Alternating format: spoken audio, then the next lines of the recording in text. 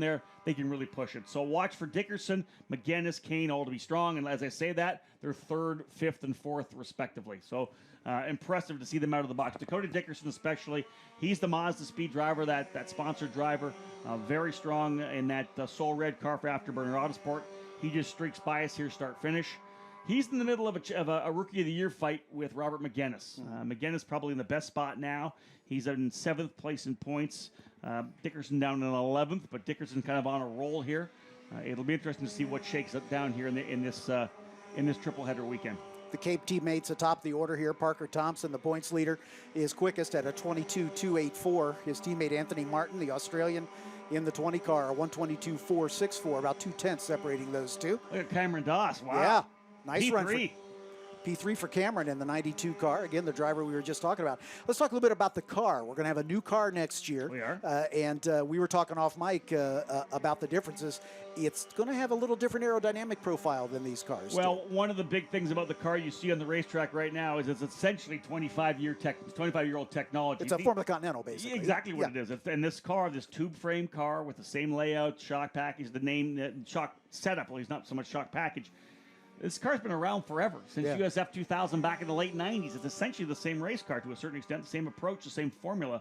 The brand new car jumping USF 2000 in the modern day motorsports, carbon monocoque tub, of course the FIA, the crash and safety requirements. A fantastic race car. It's going to be a great race car. It's going to be different for them to drive. They're going to be able to throw the car around a little more, I think. And it's going to be more like driving the kart that they used to drive, which the transition should be a little easier for kids coming out of karting. Same power plant moving forward. Yeah, Mazda MZR 2-liter power plant, fantastic engine. Right. And you know, this program is so lucky to have Elite Engines with us. They're the company that runs it. Of course, fantastic family. Steve Knapp, his son Logan Knapp as well. They are just customer service oriented, great guys, great people, great family. And, you know, Kathy Knapp there as well. The whole family is here at the racetrack.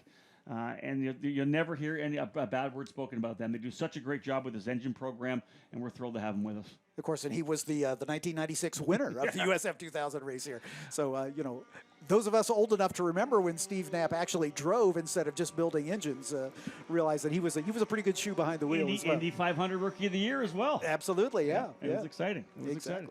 So let's have a look up top again. Parker Thompson, the young Canadian driver, trying to draw first blood here, folks. Qualifying on pole, that important bonus point, of course. You can never count that out. We've had a couple championships in recent years in the Mazda Road to Indy presented by Cooper Tires where it's come down to 1 point. You know, all we have to do is look back to 2 years ago in Indy Lights when Gabby Chavez and Jack Harvey finished the season tied in points, tied in race wins. Gabby winning the shot to go to IndyCar based on the number of second-place finishes. That's when it was happening. It was absolutely ludicrous to me that here's a guy that, you know, Jack Harvey on the outside looking in because he didn't get enough runner-up finishes on the year. Yeah. Tremendous year. Exactly right. Like I say, with Parker and Anthony both with 4 wins on the season this year, and again, only that 20-point margin.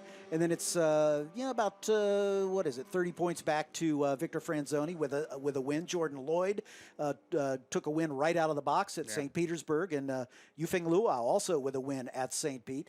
Yufeng's not had the season he would hope for. He was certainly a bright star last year.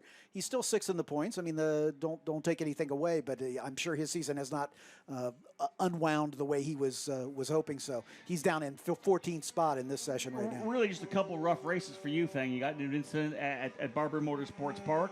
And again, he had a little bit of an issue as well at the first race at Road America. He actually got into it with his teammate Garth Rickards at Road America on the opening lap. And that DNF, when you talk about scoring 1 or 2 points compared to something in the teens, we've normally seen him in the top 10, even the top 6. So Yufeng's had a decent season. It's just those 2 issues, and you're out. Because in this program, you can't afford to give away a race. It's just too competitive. These guys, the consistency is there. We look at our sheets here where we have the provisional point standings heading into this event, and you look at some of the points that people get. Parker Thompson, your point leader, his worst finish the very start of the year, got into it, some contact with one of the other drivers, opening race, opening lap. Since then, he's dodged all the bullets, stayed out of trouble, and that's what it takes. That's what gave Anthony Martin Rookie of the Year last year, being so consistent. 3rd, 4th, and 5th almost every race. Right. I think he was in the top 5 all but 1 or 2 races all year long, and that's the consistency. With the level of competition, the level of drivers we have in this series this year, the talent is so deep in this category. When you make a mistake, like you said, a couple DNFs, and you're 6th or 7th in points. That's what happens. Yeah. And obviously that makes this session even more important. We talked about Mid-Ohio's a difficult track to pass on, A. B, these cars are not difficult or not easy to run close to get a pass done. So getting a good qualifying session is key here. And Anthony Martin takes over the top spot, a 121.575, only about 0.05 of a second quicker than his teammate Parker Thompson. So those two duking it out on the front row. Dakota Dickerson up to 3rd now. Yeah. Jordan Lloyd in 4th. So those two showing a good time. Cameron Doss, who was 3rd a moment ago, back in 5th right now aboard the 92 car. But again, the top 5 cars separated by just over a second. Yeah, Dakota Dickerson, the young rookie driver in the Mazda Speed entry for Afterburner Autosports, coming off his best career finish in Toronto, finished 4th on Sunday, and looking really good here now. He's the rookie. He's the sponsorship driver, the Skip Barber Championship Shootout winner last year, won a scholarship from Mazda Speed to jump here into USF 2000, and he has just been improving all year long. Dickerson in the pit lane right now, and this is what we see all the time, John. Of course, midway through the session, they're going to come in. They're going to make some adjustments to their car. Looks like he's putting on Sticker Cooper tires, so brand new rubber for the number 18 of Dakota Dickerson. I believe Robert McGinnis coming in here as well in the Team Pelfrey black and yellow number 80. Those are the 2 drivers who will see battling for Rookie of the Year. McGinnis leading the Rookie of the Year points now pretty decisively, but Dickerson looking to have a good weekend here to kind of change things around. Again, Dickerson into pit lane right in front of us. Soul red Mazda number 18 for Afterburner Autosports Sticker Cooper tires, currently P3. Anthony Martin continues to show the way over his teammate. No change in the order there as Parker Thompson second quick. Dakota Dickerson, we were just talking about, he's in the pits, but on his way back out. Jordan Lloyd, Cameron Doss hangs on to the top 5. Austin McCusker in 6th spot. As Robert McGinnis, we were just talking about him, another rookie, back in 7th. And now we've got 8 cars within a second of the fast time of the session. So good parity here as we expect. The competition is close. And like I say, 0.05 of a second separating the top 2 right now. It's getting busy on pit lane right now, John. We've got a lot of drivers who have come into pit lane here to get adjustments made. Yufeng Luo in here, Nikita Listoshkin in the Cape Motorsports number 3, Victor Franzoni in the Arms Up Motorsports number 9. As I said, McGinnis in, Dickerson in, he's still here. Dickerson on pit lane as well. Jordan Lloyd brings the Pabst Racing number 21 into pit lane. Jordan, as you said, a winner earlier this year at the Grand Prix of St. Petersburg. Also in pit lane, Chris Munoz making his debut here in the USF 2000 program. Munoz in the number 19 machine. Actually, no, he just came across start-finish, I believe. Clint McMahon in the RJB Motorsports car. You've watched Clint run here before in Formula 500 and Formula 600. From 600, yeah, absolutely. Yeah, I remember seeing him here in the runoffs. He's running with RJB Motorsports in the Metalloid car, the number 20, the gold number 20. So he's in pit lane. He's right actually in front of us here right now. I don't see them going to tires yet. It's like they're going to pull the rear cowl off the number 20 of McMahon. His teammate Mackay Stevens in the 18th position. Eric Filgaris, I believe, into pits. Yeah, here comes Eric. They've released his Lipton-sponsored Spencer Racing black and gold number 12. So Filgaris, the only driver here this weekend in our national class heading out. That's the SCCA spec car. Same Formula Continental rules. So Filgaris rolling out in the number 12. Up top, though, Anthony Martin and Parker Thompson. That's the championship battle right there. Separated by 20 points coming in. Martin trying to claw back a point here in qualifying. Dakota Dickerson still P3, sits on pit lane. Jordan Lloyd and Luke Gabin round out your top 5. Luke Gabin's been very impressive this year as well. Had some great runs. Actually struggled a bit for budget and actually had to go online. They did a little social media and online effort to try to get him some funding. They were able to find some backers for him. Luke, young driver out of Australia. Very talented pilot. Here comes the number 19 of Mackay Stevens, the RJB Motorsports entry. He'll bring number 19 into pit lane. But still, Martin and Thompson up top, 121.5 and a 121.6. Dakota Dickerson in the pits currently, holds on to the third spot, only about a half a second behind those Cape Motorsports teammates. Jordan Lloyd in the fourth spot. Luke Gavin also in the pits right now in the 91 car, holding down fifth.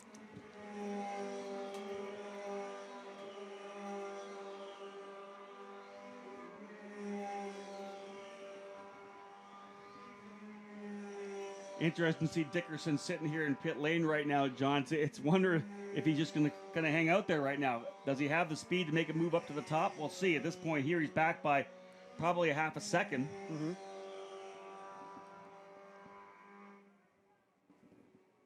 The 17 car right behind him in the pit lane. That's his teammate. Yeah, as they're making some last-minute adjustments. Christian Munoz, another rookie in the series in the 17 car. Interesting to watch here, John, because early morning session, as you know, 64 degrees when we first got here. Temperature starting to rise a little bit here now. Track's starting to get a bit warmer, so Dickerson probably waiting just to see if he can't go to the end of the session here. Every lap around, track's going to get warmed up a little more, and of course just wanting to use all the time possible. Looking at the time clock right now, just under 12 minutes remaining in the session. Are they required to start the race on the same tires they qualify on? They are, exactly that, yes. They have to start on the tires that they qualify on. Then do they get a fresh set for races 2 and 3? That's it. They get 3 sets of tires to be able to use in all their sessions. So got it. A number, you'll see guys go out on, they may go out on a fresh set here as well. They could have, because they'll go out and do maybe a qualifying run, then they'll run the scuff set for the race. That's normally what they do. Drivers, of course, able to have one set of carryover tires from the last race that they're able to use for the first practice session, official practice session. And here goes Dakota Dickerson in the number 18. Luke Gavin moves up into third spot in the 91 car, a 122.148, as he's within half a second of Parker Thompson, who is within 0.05 of a second of his teammate Anthony Martin, who has the provisional pole with about 10 minutes remaining in this one and only qualifying session for USF 2000. Again, these drivers will be out on track next at 1 o'clock for our first race of the weekend, a 30-minute race. All 3 of the USF 2000 races are timed races, 30 minutes here this weekend. John, you said Luke Gavin just jumped to third position. He immediately brings the car into pit lane at 122.147. Fast lap for Luke Gavin, a half a second off the time laid down by Anthony Martin. So he'll come in. His J Motorsports crew going to work. I see them down there in pit lane. They're bringing out fresh Cooper rubber, so it'll be a sticker tire run for Luke Gavin here. Likely just some minor adjustments, and that's what happens. They'll go out and run. They'll run their session. They'll talk to their engineers. What's it doing? Can I do anything? Not a lot of big changes in qualifying. They'll do a couple of minor, maybe a little wing change, a couple of minor adjustments to the car just to get it a little bit more into that window. And you hear all the time drivers talking about using their tools. There's a minimum amount of work they can do to the sway bar inside the car to stiffen or soften that sway bar. And they're able to make minor changes that'll maybe change where that window is, where that window could be a little further forward. We've talked to a lot of drivers who will run when we were at Iowa Speedway. They all told me that they were all the way to the one end of the window by about 10 laps into the race at Iowa because the tires will go off at that racetrack. But the key is to be able to have that window so they can maybe stay in the middle. The good baseline setup will allow them to really be able to use the tools as opposed to going full soft or full stiff to be able to adjust with any situation that they may have. Parker Thompson improves his time, still not able to get around his teammate, but he closes down to within 0.04 of a second as he sets his fastest lap of the race of the session at a 121.617. So Anthony Martin, the Australian, still continuing to show. Garth Rickards up to third spot in the 22 car. Yeah, Garth Rickards for Team Pelfrey in that number 20. Last year Team Pelfrey running for Pabst Racing this year.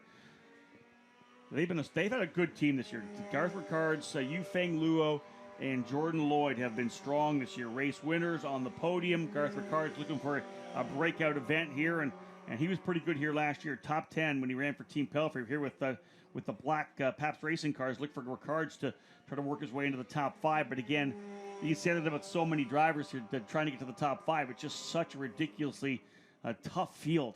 Last year, as you might have remembered, we had 3 really strong sophomore drivers. We had Nico Jamin, Aaron Tielitz, and Jake Edson. And they essentially dominated the podium all year long because they were the returning drivers who were just that good. Yeah. And we're seeing that this year. Anthony Martin and Parker Thompson, second year. They were the best of the rest last year. They were the Rookie of the Year challengers. And now they're stepping up to the forefront. But we've seen other guys step up and be strong. Jordan Lloyd ran a couple of races at the start of the year last year, went back to Australia because he didn't have the budget. He ran the Australian F4 series, won that championship, and got a scholarship from winning that. He used that to come back. This year, the talent pool is so deep, you just never know who's going to go to the top of the charts. It's unbelievable what we've seen. Martin's been a winner. Parker Thompson's been a winner. As we said, both drivers, Yufeng Luo and Jordan Lloyd, have won this year. Victor Franzoni won at Toronto. 5 different winners this year. We only had 3 winners last year. Because remember, too, Nico Jamin won in Toronto, swept the weekend here, and swept the weekend at Mazda Raceway Laguna Seca. He won the last 6 races in a row. I don't think we're going to see that here. Yep. Bit of a surprise to me, at least. Victor Franzoni, a bit off the pace, down in 13th spot. He just set his fastest lap of this session, a 22.5, but he's a second off the pace of the front runners. That's a huge surprise. You're right. Yeah, I mean, he was right at the time. He was second quickest yesterday, albeit without the Cape Motorsports drivers. So, that's a bit of a surprise to me. He's not found the combination here in this session so far in the 9 car. Well, yeah, and looking at John, he's way off what he was yesterday. He had a 122 yesterday afternoon. Yes, it was a bit cooler, but it was still warm. But you're right, he's probably about a 0.4 of a second off of what he did yesterday, and that is surprising, especially coming off a win in Toronto. He won the first race of the doubleheader in Toronto, and that kind of momentum, that kind of confidence usually transitions over to the next race, especially when it's only a couple weekends down the line. It's not like it's been a month since the last race. We didn't have a big gap. It was only 2 weeks ago. So I'm surprised that he's battling here right now. 122.502 for Victor Franzoni, 12 laps in the books. I haven't seen him come into pit lane yet, so I don't know if I missed him or not, but we're down to, 6.5 minutes remaining. He must have been into pit lane already. Because normally you'll see a driver maybe not be right there. Everybody kind of jumps to the top, but they haven't gotten into pit lane yet, haven't made the adjustments yet. So Parker Thompson jumps to the top with a 121.360 and comes into the pits immediately. Anthony Martin, his teammate, 0.04 of a second back in second spot. So those two are, takes it back. Yeah, Anthony Martin goes back to the top, a 183, as he's now got 0.2 of a second over his teammate. Both of the Cape Motorsports drivers in the pit lane right now. Garth Ricard's in the 22 is currently third quick. Victor Franzoni, who we were just talking about, moves up into the top 5. He's 4th fastest there he is. at a 22.090. So he was just, he heard us talking about him, said, okay, Rob was talking about him, I got to get going now. Dakota Dickerson coming back across the line as well. And you're right, now these drivers are starting to build some heat into these Cooper tires. They've come in, they've made changes, they've got the heat back in the tires. Now it's time to go to work. Anthony Martin up top. He and Parker Thompson is the two Cape Motorsports with Wayne Taylor racing drivers battling it out for pole, because essentially 0.7 of a second back to Garth Ricard's. I think this weekend's going to be a battle between Martin and Thompson. There's no doubt about it. Ricard's in 3rd. Jordan Lloyd now 4th. Franzoni, as we talked about him, jumped up into the 5th spot. Nikita Listoshkin was just down in 16th position for Cape Motorsports in the white number 3. He explodes up to the 6th spot. Jordan Kane in the other Cape Motorsports car, the number 4, goes into the 7th position. Luke Gabin, 8th. Dakota Dickerson in 9th. And Isla Agron rounding out your top 10. Keep an eye on Dickerson still. He's been top 5 all weekend long. He just got back out on the racetrack, just has a couple laps on those tires. And I think he's got open racetrack. Let's keep an eye on Dickerson. I think you're going to see him go into the top 5.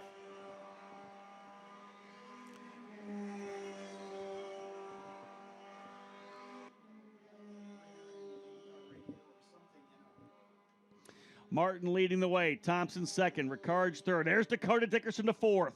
As I expected, a 121.711.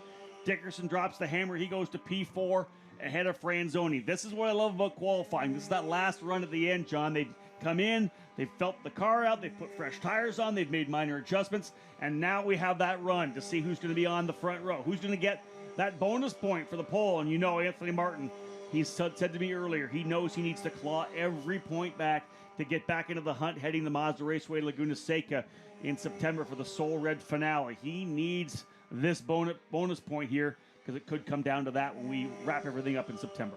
About 3 minutes remaining in the session, so that's 2-3 laps depending on how they catch the flag, as Anthony Martin holding on to about a tenth of a second lead over his teammate Parker Thompson, who just set his fastest lap of the session. Garth Ricard's really having a good run here in the 22 car. He's only now about half a second off the provisional pole. Dakota Dickerson, as we just talked about, clicked off his quickest lap, and he's within a tenth of a second of Ricard's in fourth spot. Victor Franzoni hanging right in there. He's currently third in the points, fifth on the road in this session aboard the number 9 car at a 21.791. Again, Anthony Martin knocking on the door of the 120s as he goes even faster, a 121.099 for the number 8 car for Cape Motorsports. That's big. As, like I say, Matty Brabham's lap record set here back in 2012, a 120.250. So he's within 3/4 of a second of that time right now. His teammate Parker Thompson better get going because he's now 2/10 of a second behind his teammate. That's as big a margin as we've seen between those two all session. I was going to say Martin just laid down a flyer. That's a big lap. 121.099. Think about how fast that was. That's over a second quicker than they did yesterday afternoon. Isla Agron did a 122.1. He did a 121.0, over a second faster. So Martin rolling it there in that number 8. Here comes Thompson across the line. Wait to see if the timing and scoring updates at all. Don't see anything quicker for Parker Thompson, a 121.319, his best. Garth Ricard's in the 20. Dakota Dickerson in the number 18. Or the Ricard's rather in the 22. Dickerson in the 18. And Franzoni in the silver number 9 as he comes across start finish. That's your current fast 5. Time winding down, less than 2 minutes to go. Martin 121.047 goes quicker again. Not much, but it's quicker. But Parker Thompson, again, now almost 3/10 of a second behind his teammate as the points leader looking to retake the pole position here. We've got a minute and a half remaining. So they're either on their final lap or about to start it, depending on where they are on track right now. Timing line right here in front of us at start-finish as we watch the 23 car come by. Boom. Dakota Dickerson to P3. The rookie goes to third. He gets by Ricard's 121.654. Dickerson to P3. And we have a red flag, and I don't know why. Let's see if we can figure that one out. Somebody off potentially over here in the carousel, I think, John. Turn 1, we understand. We're not hearing any more details about that. So issue on the racetrack. That red flag's going to bring up the checker flag for sure. All right, that's going to cap the session off. So Anthony Martin's going to be your pole sitter, a 121.047 for the Cape Motorsports number 8. His teammate and series points leader in the number 2 car, Parker Thompson, will start alongside in row 1. Dakota Dickerson will lead the rookies into third spot. Garth Ricard's in the 22, fourth. Row 3 will have Victor Franzoni and Luke Gabin. I'll tell you, impressive run for Anthony Martin. When he comes into this race, 20 points behind, knowing that he can't give up any. Of course, he knows he's going to be battling his teammate. That's really a mano-a-mano battle because if Parker gets that pole position, there's that other bonus point. Now he's 21 points down. Now he's knocked it down to to 19 points. And again, a good one there for Martin. A 121.047. Very impressive lap for Martin over Thompson. Dakota Dickerson, this young rookie driver, continues to impress. He's been coming on strong. A couple of great finishes, including a fourth in Toronto. Now going to start inside of row number 2. It'll be his best career start alongside Garth Ricard's. Victor Franzoni and Luke Gabin on row 3. Jordan Lloyd and Robert McGinnis row 4. And Nikita Listoshkin and Jordan Kane rounding out your top 10. Interesting to watch here. John, look at all the rookies we have. We got a rookie and a sophomore on row 5. A rookie and a sophomore on row 4. Just a couple of sophomores on row number 3. Then row 2, there's one of the rookies again. I love seeing the rookies come on strong here at Mid-Ohio. And we're just getting word that it's Cameron Doss who's off at turn 1 in the 92 car. He had just set his best lap of the session. He's currently 13th in the order, but he's the car who brought out the red flag. Rob, I know you got to head downstairs as Indy Light's about to come out for their practice session. Thanks for being with us once again, and we'll see you back up here at 11:30 as Pro Mazda will take the track for the second time today for their qualifying session. I look forward to it, John. Have a great day. You too, Rob. Thank you.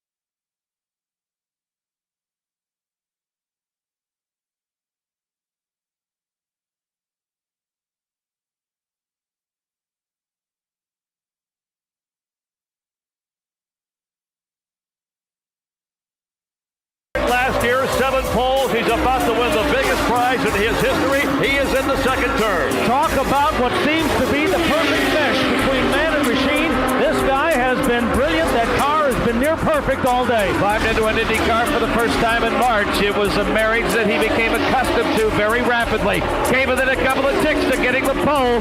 He's going to get the big prize, though, Bob Levy, the Indy 500. Yeah, his target is right on target. Coming through for Juan Montoya. Heads for the checkered flag. Call the finish, my king. He may be a rookie, but he is for real. Flashbulbs capture the finish as Juan Montoya wins the 84th running of the Indianapolis 500-mile race. Now less than 2 miles away from winning the 90th Indianapolis 500. More left-hand turns, and Marco Andretti has clutched the lead. He heads into the second corner. What a headline it's going to make. Marco Andretti wins in his debut in Indianapolis. He has a 7-car length advantage midway down the backstretch for the final time. Coming up on the scene in which he may have won the race last time by. They're waving bandanas, waving hats. Took the left turn for racing immortality for 19-year-old Marco Andretti. And Sam Hornish Jr. right on the tail of Marco Andretti. Can a teenager win in Indianapolis? Here's the finish. Sam Hornish Jr. makes the pass. He'll win it.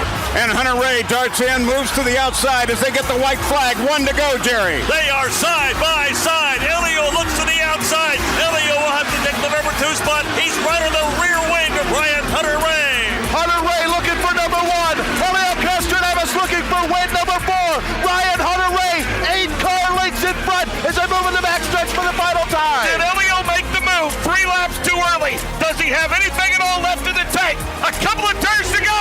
Ryan Hunter Ray leads in Indy. Turn number 800 is upon us. Less than a car length is the difference. The final turn. Hunter Ray to call the finish. The voice of the 500, Paul Page. And it is Ryan Hunter Ray that is going to lead Elio Castroneves across the line. Ryan Hunter Ray has his first Indianapolis 500-mile race win. This is the Verizon IndyCar Series on the Advance Auto Parts IndyCar Radio Network.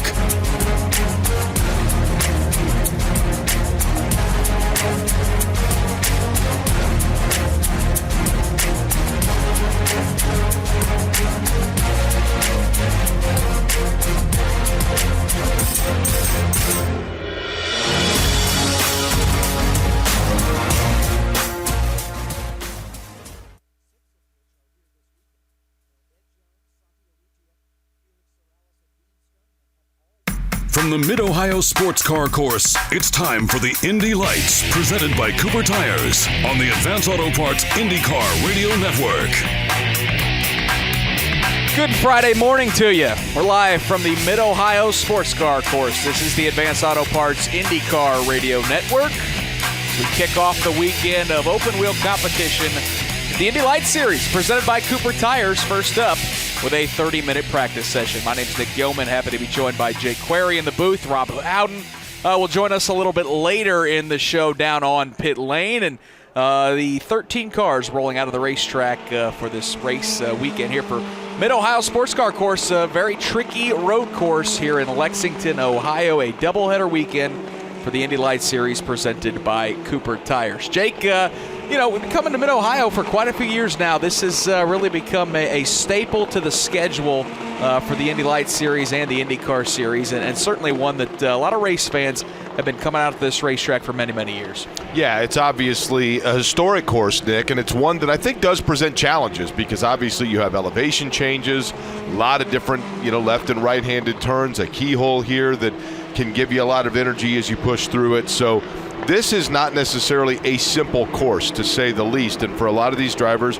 good opportunity to see exactly, of course, some of them at this course also will be doing some testing in terms of different cars. So you see an opportunity for everybody to show what they can do, and a points championship that's heating up as well, Nick, that had a curveball thrown into it in the fact that Felix Rosenqvist gets a tremendous weekend in Toronto, and he's a guy that has obviously missed some events. So that throws a bit of a curveball into it for an Ed Jones or a Santi Urrutia that was trying to get themselves some separation in this points championship. Boy, it was an impressive weekend in Toronto for Felix Rosenqvist, leading every single lap. And as you mentioned, that left a lot of points on the board for those championship contenders. The last time we saw the Indy Lights Series in Toronto 2 weeks ago. Again, Rosenqvist picked up the 2 wins, but now with just 5 races to go, 2 this weekend here at Mid-Ohio, as you mentioned, we've got a very, very competitive points championship. Ed Jones is your points leader coming into this weekend, the driver from Carlin Racing with 268 points. Santiago Urrutia for Schmidt-Peterson. He sits second with 24 points back of Ed Jones. Felix Sorrells is third with 32 markers back. Kyle Kaiser is fourth, 35 points behind. Dean Stoneman is fifth with 38 points behind. So you've got second through fifth separated by just 14 points. Zach Veach not out of it as well. He's 47 points behind, sitting in the 6th position. But for Jake, for those 6 drivers, the points championship with just 5 races to go, 2 this weekend, there's no more waiting around. If you're going to win this championship, win that scholarship, advance to the IndyCar Series, kind of need to do it, and it has to start this weekend. Well, and that's the thing. You look at a guy like Rosenqvist that had such a great weekend in Toronto, but yet felt like from a points championship standpoint that he was not going to be able to get a championship, and took the opportunity to go ahead on other weekends and race in other series. Now, he comes back in Toronto, and the way he raced, you got to wonder if he doesn't think, man, maybe I should have put myself in position there. But that's what it's all about, though, Nick, to your point, is trying to get that money so that you can then elevate yourself and get yourself a ride into the Verizon IndyCar Series. You look this weekend at the Verizon IndyCar Series, R.C. Enerson, who, of course, has been in the Indy Lights, getting himself the opportunity this weekend.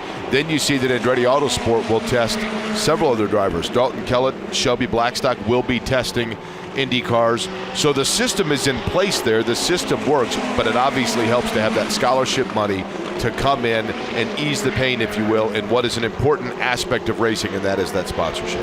Zach Veach goes to the top of the charts here in the early portions of this practice. Dean Stoneman now takes that Andretti Autosport Mazda to the top of the charts. As I mentioned, Rob Howden, good to have him back with us once again, patrolling pit lane as we kick off this weekend here at Mid-Ohio. Rob, good morning. Hey, good morning, Nick Yeoman, Jake Query. Fantastic down here, guys, on pit lane.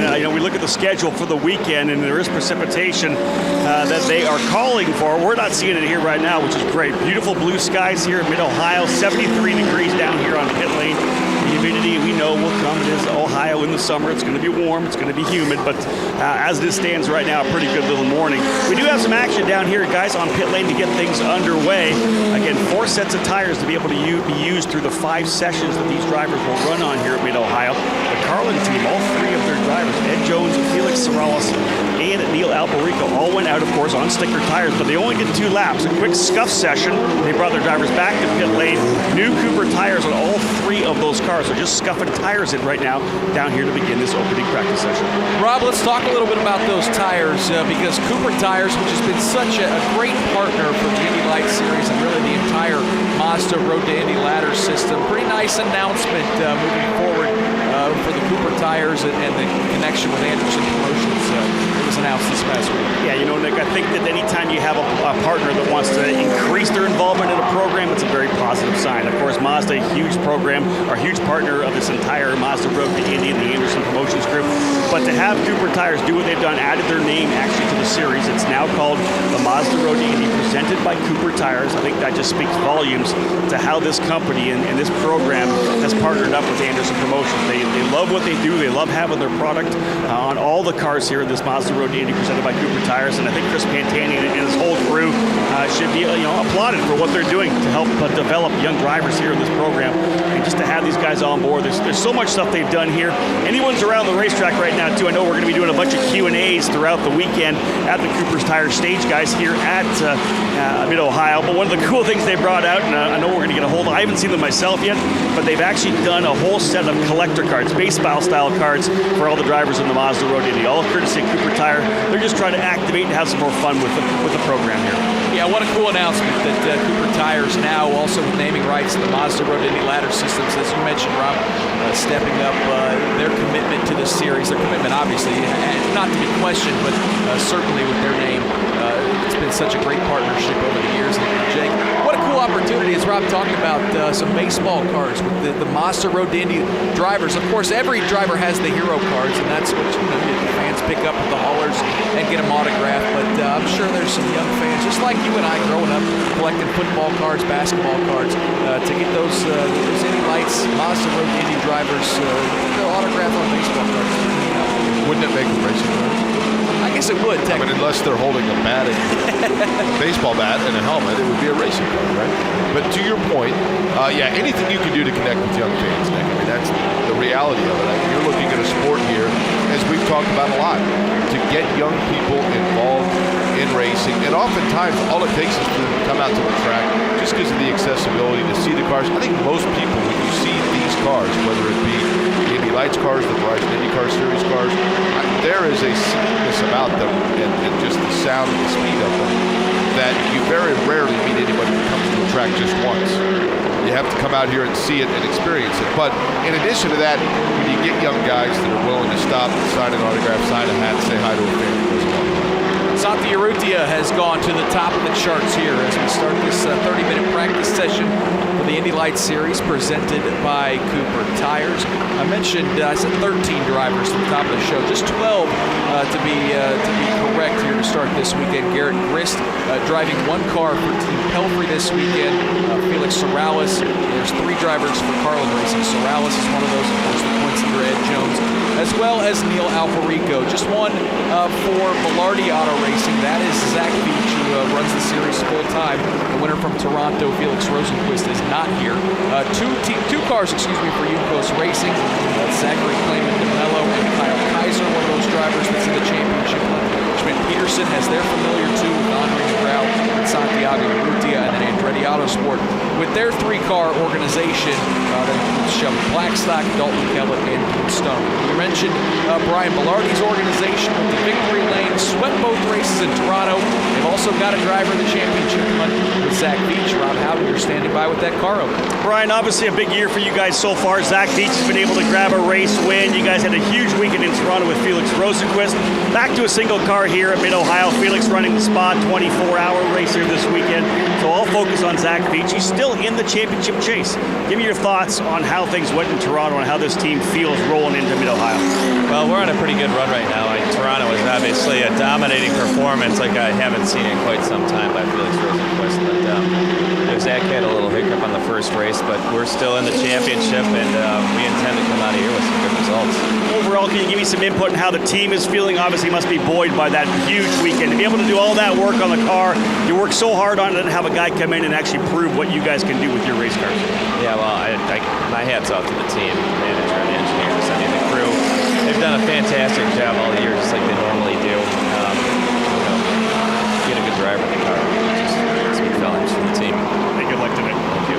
Zach Beach, folks, will be driving the number 5 here this weekend. Again, a race winner already this year. Beach in the position, as you said, Nick, with the possibility of going after the championship. It's going to be a longer shot. He'll need some things to happen, some other variables to come into play. But Velarde Auto Racing, once again, trying to go after a championship here in Indy Lights. Jake, boy, how much do you think that last lap accident for Zach Beach in Toronto, one of those races where right to the S's there in that final lap where he had Podium 4th place finish right in the line, and he ended up 9th. I mean, a lot of mistakes towards the end of the races that unfortunately have cost Zach a lot of points. It goes from costing you just a couple of points to costing you a ton of points when you all of a sudden you get that miss and you see the entire field going past you. And Nick, let's be honest, I remember a couple of years ago in Sonoma, Gabby Chavez is getting out of the car, and you're talking about 1 point separation between himself and Jack Harvey in the points championship. So every point is critical. I mean, it's very easy in the middle of June or July to think, well, okay, we missed 3 or 4 points here or there. And I'm not saying just Zach Beach, any driver. You never know when you're going to need those coming. And certainly we've seen so far this year that there have been weekends where drivers have left some points on the table. For Ed Jones, the points leader, he didn't necessarily have a great weekend in Toronto. Finished 6th in race 1, 5th in race 2. Had a couple of hiccups at the start of the season at St. Petersburg. And that was rounds 1 and 2 to start the season. But it hasn't been enough to keep him out of the points league, as we mentioned. Just 5 races to go. 2 this weekend here at Mid-Ohio. 1 race in Watkins Glen in a couple of weeks. And then the series will close it out with a doubleheader at Mazda Raceway, Laguna Seca, for 5 races to decide this championship. 1 through 6, separated by just 47 points. Shelby Blackstock at the top of the charts. That's a nice surprise for Andretti Autosport. In fact, they've got the top 2 spots on the speed charts so far. Shelby Blackstock at P1 at a minute 13.055. Dalton Kellett is second at a minute 13.676. Kyle Kaiser is third. Zachary Clayton DeMello fourth. So the new post-racing drivers sit third and fourth on the practice chart. Santi Urrutia is fifth quick. Dean Stoneman is sixth. Felix Sorrell is seventh. Zach Beach eighth. Ed Jones ninth. Garrett Grist is 10th quick. Andre Negrao 11th. And Noel Barrico 12th. Back to you, Rahal. Yeah, Nick, just you mentioned the fact that Shelby Blackstock have been able to get his way to the top of the charts here. We've got some action down here on pit lane. Dean Stoneman's rolled in here. Kyle Kaiser in the pit lane as well. A number of drivers have rolled in here. I think Santi Urrutia as well. I think we just look back 1 year ago, and that was kind of the breakout for Shelby Blackstock, wasn't it? He had a chance to get behind the wheel of a Belardi auto racing car before coming to Mid-Ohio, and he was able to actually get on the podium here last year. And I think Mid-Ohio will always be a great place for Shelby, knowing that he was able to get that job done. And maybe there's just a little bit more confidence coming in here, knowing he was a podium finisher in 2015. You know, Rob, another guy that I think has impressed me this year, and I wanted you to touch on it because you've watched this guy's rise all the way through here in the Mazda Road to Indy, and that's Kyle Kaiser. And that's not to say that Kyle Kaiser is going out and winning races every weekend, but I think he's starting to show a more consistent maturity than perhaps he didn't have, let's say, 2, 3, 4 years ago. But yet even then, when he was coming up through the ranks, whether it be, you know, in Pro Mazda, he was still finding his way right there around the top 5, and maybe learning that patience is starting to finally pay off for Kyle Kaiser. You know what, Jake? I think that Kyle's one of those perfect examples of the way a driver matures from their first year in a series to the second year in the series. Yeah, Kyle came through the Pro Mazda category. He was able to win in the finale at Sonoma a couple of years ago. But last year, he just made those little mistakes that you make when you're a rookie driver. He drove into the back of Jack Harvey at the start, the green flag, turn number 1 at Long Beach. Then he got in the back of Nelson Piquet in Toronto with a shot at going for the race win there. At the end of the back straightaway, turn number 3, Nick, you called it. Right to the back of Piquet and made that mistake. It's just those small little mistakes he made. This year, he's just not doing that. He'll settle for second spot if he doesn't have a car. He obviously had the great race car at Phoenix, was able to get the win. But even last week, or 2 weeks ago in Toronto, when we saw him racing there inside the top 3, he wasn't making the mistakes. He got close to Andre Negrao in the second race and probably could have forced the issue. I think maybe Kyle Kaiser from 2015 would have forced that issue. There may have been a mistake. Instead, he relaxed, settled into third, and was able to get a great result. I think, you know, you talk to Kyle, he'll tell you it's night and day. His mindset, his approach to the weekends when he comes in here, he'll say how much of a raw rookie he was last year and how much more confident and comfortable he is this year, Jake. I think that's a perfect point. And Kyle Kaiser really may be that example of the guy who looks so good here in his second year. The consistency is what really has kept Kyle Kaiser in this championship hunt. As Rob talked about, just one win. It was at Phoenix where he dominated that event. But really for Kyle Kaiser in 13 rounds so far this year, only twice has he finished worse than 6th. He had a 15th place finish in the first race, at Barber Motorsports Park, and then had an accident on the oval at the Indianapolis Motor Speedway in the Freedom 100. But other than that, it is a lot of 6th place finishes. He's got about 4 or 5 third place finishes. Of course, he started out the season kind of like Simon Pagenaud on the IndyCar side, where he could do no wrong with 3 straight podium finishes, as well as that win, as I mentioned, at Phoenix, and then, of course, at Toronto, a really good weekend with a pair of podium finishes right there in third. And it's put Kyle Kaiser in position to battle for this championship with 5 races to go, just 35 points behind Ed Jones. And speaking of Ed Jones, no surprise here, Jake, he has gone to the top of the charts at a minute 13.019. We're getting a good view of Ed Jones making his way around this course here at Mid-Ohio. It's a car we're just used to seeing towards the top of the charts. Ed Jones, a very smooth and confident. You know, Rob made a really good point, too, in terms of precipitation and what we may or may not see. Now, there is the weather here, the forecast, and we've seen this in the past, that it's scheduled to change pretty drastically this afternoon. That doesn't necessarily tremendously affect the drivers here at the Indy Lights, but yet it may, because they have a practice session again later in the afternoon. Could it be that practice session becomes somewhat of a wash if indeed tomorrow morning the track is dry or completely green, because any rubber that's been laid down is going to be washed off of it at 7:50 in the morning tomorrow. It's entirely possible that that means that the track is going to be completely green and they don't have a lot to gain this afternoon. So, Rob, one would think that that might actually kind of create a significance or an importance or an urgency, if you will, to this session that we might not see if indeed it was going to be 75 and clear all weekend. You know, Jake, I was thinking the same thing, but the fact that if rain does come, it's going to throw the big variable to the fact that these teams only get 4 sets of tires for the 5 sessions today. But I talked to a couple engineers down here on pit lane, and they confirmed Mid-Ohio is a pretty rough track on tires. It grains them pretty aggressively. Now, the teams have done a good job adjusting to that, knowing how to handle it. But I'm down here on pit lane, and I don't see anybody laying out new fresh tires. Even though the fact that if rain comes, we'll have to do maybe a session or 2 on the wets, that would open up the chance to maybe use more of their sticker tires.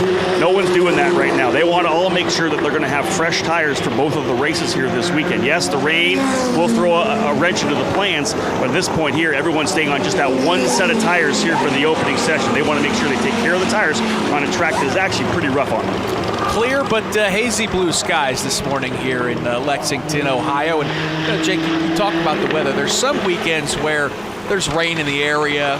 I'm not too worried about it because I feel like it'll probably burn off and it may not factor in. You know, there's always the chance when we're out in Sonoma that there may be some rain in the area, but it never pops up. We've always got that California burn off of the clouds by about noon.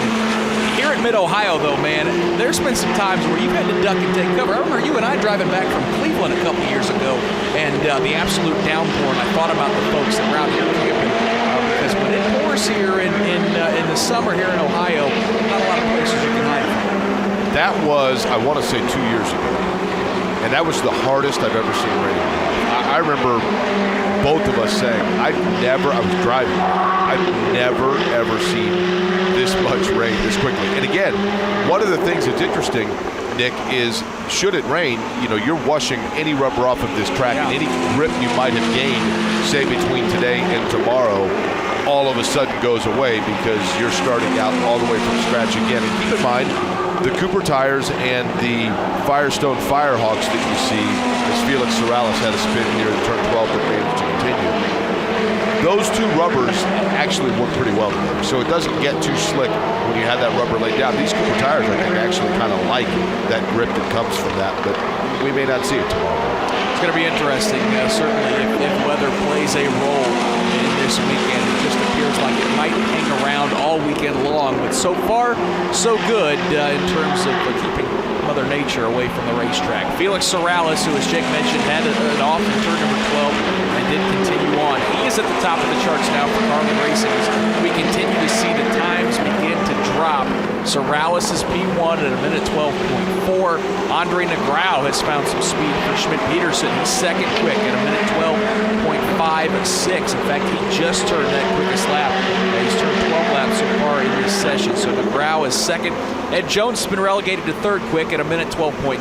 Shelby Blackstock kicked down to fourth. Dalton Kellett is fifth. Kyle Kaiser sixth. Neil Alberico is seventh. Zach Leach is eighth. Zachary Campanello is ninth. Santi Urrutia is 10th quick. Dean Stoneman 11th. And Garrett Grist is 12th. Rob Howden, what a miserable weekend for Dean Stoneman in Toronto. Talk about in race number 1, of course, he came away with a 5th place finish, but in race number 2, not even able to make it out of the racetrack with mechanical issues, and this finds himself in 5th in the points. For that Andretti Autosport group that really thought they had a chance for the championship, he now finds himself 38 points back, and this is certainly going to be a big weekend here at Mid-Ohio for him. Yeah, anytime you get over that 33-point mark in terms of your deficit, then you start thinking, it's 33 points, of course, the most points that you can get out of one race day. Qualifying on pole, getting fast lap of the race, most laps led, and of course the points that you get from the race itself. You want to get it all, but like you said, Stoneman now 38 points back. Here's a guy, though, that I just think has that mental fortitude to be able to push through it. I don't think this is something he's going to worry about. I think he realizes that what happened to him could easily happen to another driver on the racetrack. I don't see it phasing him at all. Of all the drivers, Nick, that we've seen in the paddock over the last couple of years, he may be the coolest guy we've had here in terms of not letting anything phase him. He just seems to be so relaxed and so focused. Even in the battles that we've had, these battles between Santi Urrutia and Ed Jones that have caused a probation to be put on all 3 of those drivers, he just seems like the guy that really hasn't been phased by it. He just to be able to control his emotion. And I think that if he gets the job done here, if they can find the speed they need, I think Stoneman could easily fight his way back here in a doubleheader weekend in Mid-Ohio. And he has found some speed here in the middle portions of this 30-minute practice session as he has moved that number 27 machine up to 6th quick. So Andretti Autosports 3 drivers, Kellett, Stoneman, and Blackstock, sit 5th, 6th, and 7th. Jake, Rob talked and he mentioned, the probation that we had heading into Iowa. They've had 3 races, 2 at Toronto and 1 at Iowa. And it seems like that maybe those drivers, listened to what Tony Cotman had to say, and certainly they're taking a little bit better care of each other, because we didn't see a lot of aggressive driving in Road America. No, and certainly that's what this series is about, right? I don't know that you ever get, Nick, all the way up into the top racing series in the world, no matter what continent we're talking about. There's always going to be controversy about whether somebody was too aggressive or if they backed out when they shouldn't have. But that's kind of what you're hoping to learn as you come up through the ranks. What's going to be officiated, what is not. And to your point, I agree. I mean, once you sit down, you put someone on probation, you put them at a position where they may be losing some points or some penalties, and then people start to wake up just a little bit. And especially with, to your point, there is so much at stake in terms of, look, it's one thing to have the financial reward in winning a championship of padding your pocketbook. Everybody loves that. But when it's enabling you to advance your career and pursue a dream to get to a level where you want to, that's when you really have to pay attention to those points that are hanging in the balance. That could be the difference between you getting to the next level or not. Yeah, I can't imagine the pressure on some of these drivers. Of course, it's in this economic climate, it's so hard to find the money to run at any level, any major competitive level of motorsports. So for so many of these drivers, they've got all their eggs in one basket. And as you mentioned, if they want to continue advancing up the Mazda Road to Indy, presented by Cooper Tires ladder, you got to win championships. You got to win races and impress some car owners. As Andre Negrão has spun that number 17 car for a second time now, and he's parked right in the middle of the racetrack. That's towards the carousel portion of the track. Negrão backs up, and he will refire that car and continue on. He's second quick, but certainly, Jake, we've seen it, and you don't have to look any further than Spencer Pigot, who has won championships up and down the ladder. That's the easiest way and the most effective way to find yourself in an IndyCar ride, and once again, he'll be behind the wheel of that Fuzzy's Vodka, number 20 for Ed Carpenter. And in doing so is joining a teammate, Joseph Newgarden.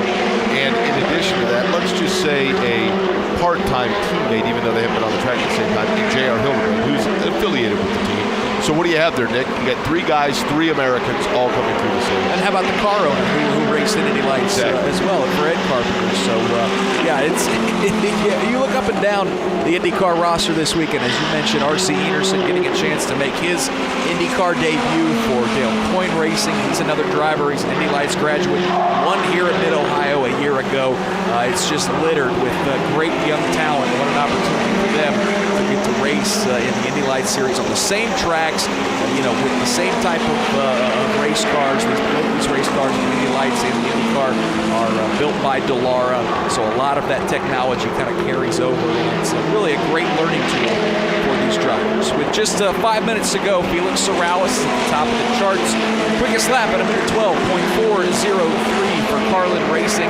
He sits P1. Andre Negrão is second. Dalton Kellett has fought his way back up to third quick. So Kellett really looking for that first breakthrough weekend of the year for him. He did have a nice run at Indianapolis Motor Speedway with a podium in the Freedom 100, but looking for that really good first road course result. So Kellett is third, Kaiser fourth, Ed Jones is fifth, Rob Howden, with just 4 minutes to go in this practice session. Yeah, next one, give you guys a bit of an overview of what's been happening down here on pit lane. Early on, not a lot of adjustments being made to the cars, but in the second half of this session, we've seen a number of vehicles down here on pit lane, both front and rear cowls off the car.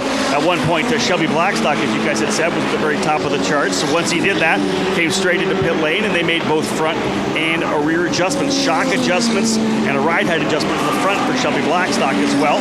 Al Kaiser here, the number 18 machine for Young Coast Racing, is Vito Burnett Sports car, getting ready to roll out. He'll power down right in front of me here.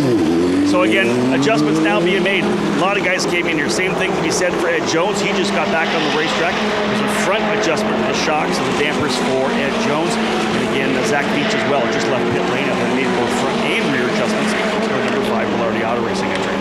Jake, I would assume this is a tough racetrack to set up a race car.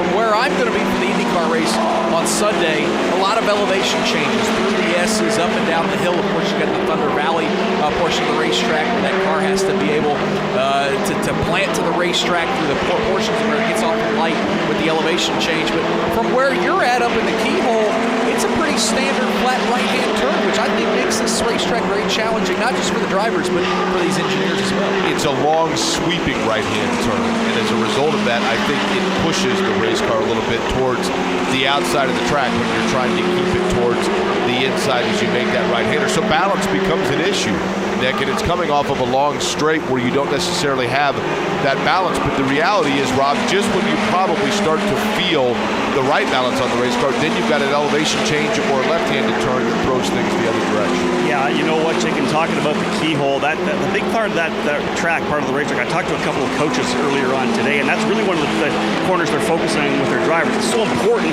because that's that corner that leads onto the long straightaway. You have to get to the keyhole well. The problem there is, as you said, it's kind of off camber, it's kind of a downhill run, and all they keep talking about is patience, because obviously you can roll a lot of corner speed into that corner. But the minute you try to get on the throttle too early in the keyhole, that's when the car will push out on you. Because it's off camber, it sets the car out of balance, as you said.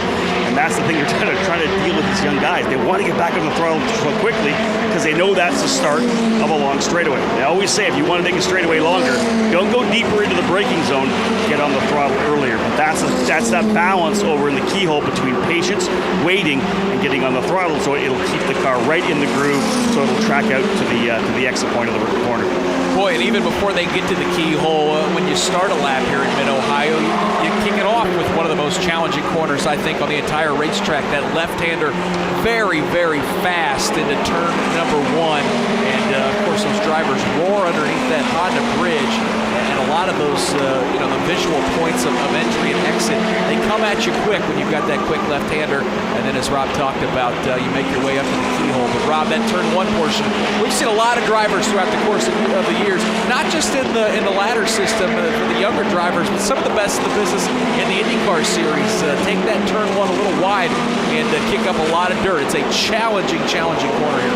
Yeah, we've seen more than one driver 4 wheels off on the exit of turn 1, Nick. We've talked about that. But one of the interesting things about this weekend, and I'll start it now because we'll be talking about it once we go racing. We normally start our races in the Mazda Road to Indy presented by Cooper Tires on the back straightaway. This year, they've elected to move it to the front straight, right at the start-finish line. As they come out of the carousel through that little right-left corner, going down to turn 1, that's where we're going to go green. So you talk about how important turn 1 is, Nick. It's going to be even more important here this weekend, as that'll be the opening corner of both races for Indy Lights, both races for Pro Mazda, and all 3 races of the triple header for USF 2000. Boy, tons of racing this weekend, as you mentioned. Going to be a lot of fun with just a couple seconds to go. In fact, the checkered flag is now out on this session.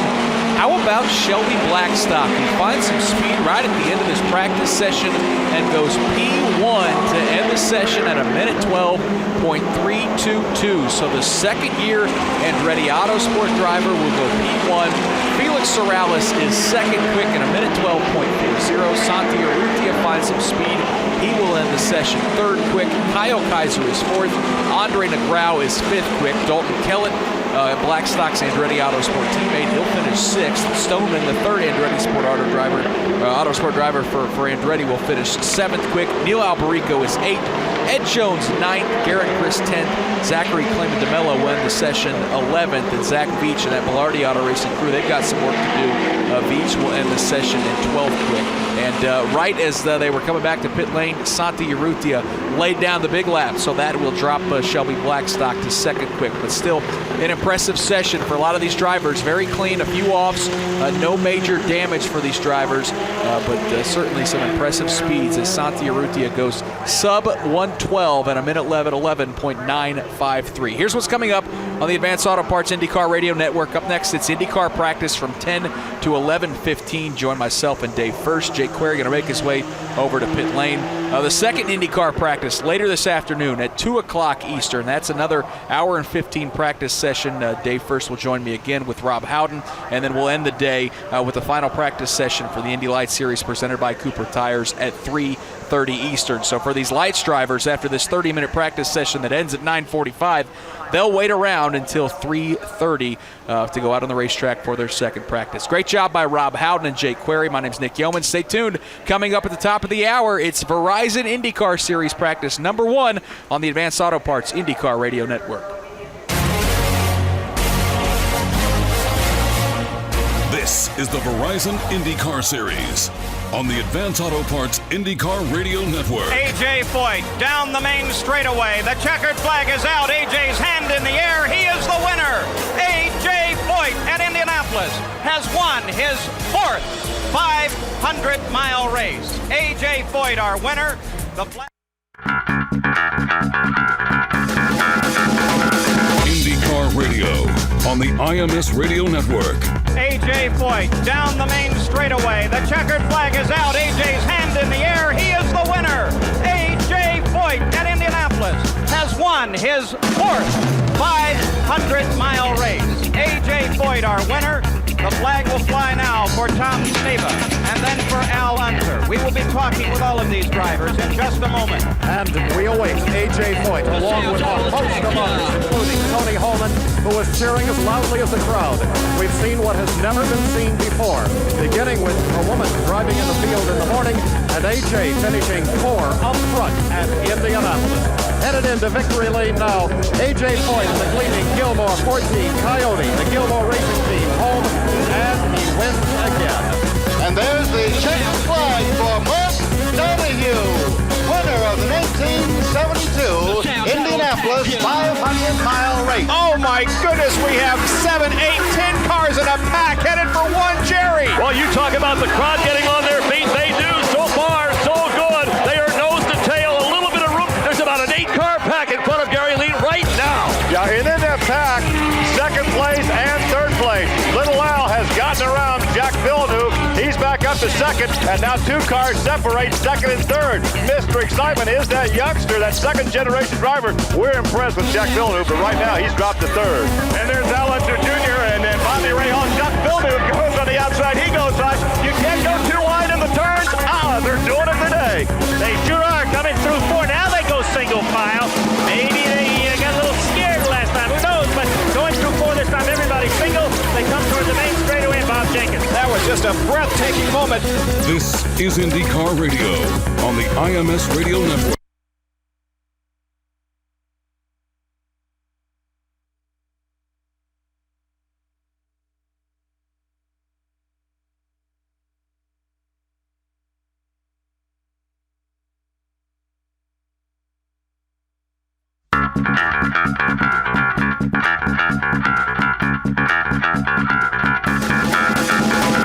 IndyCar Radio on the IMS Radio Network.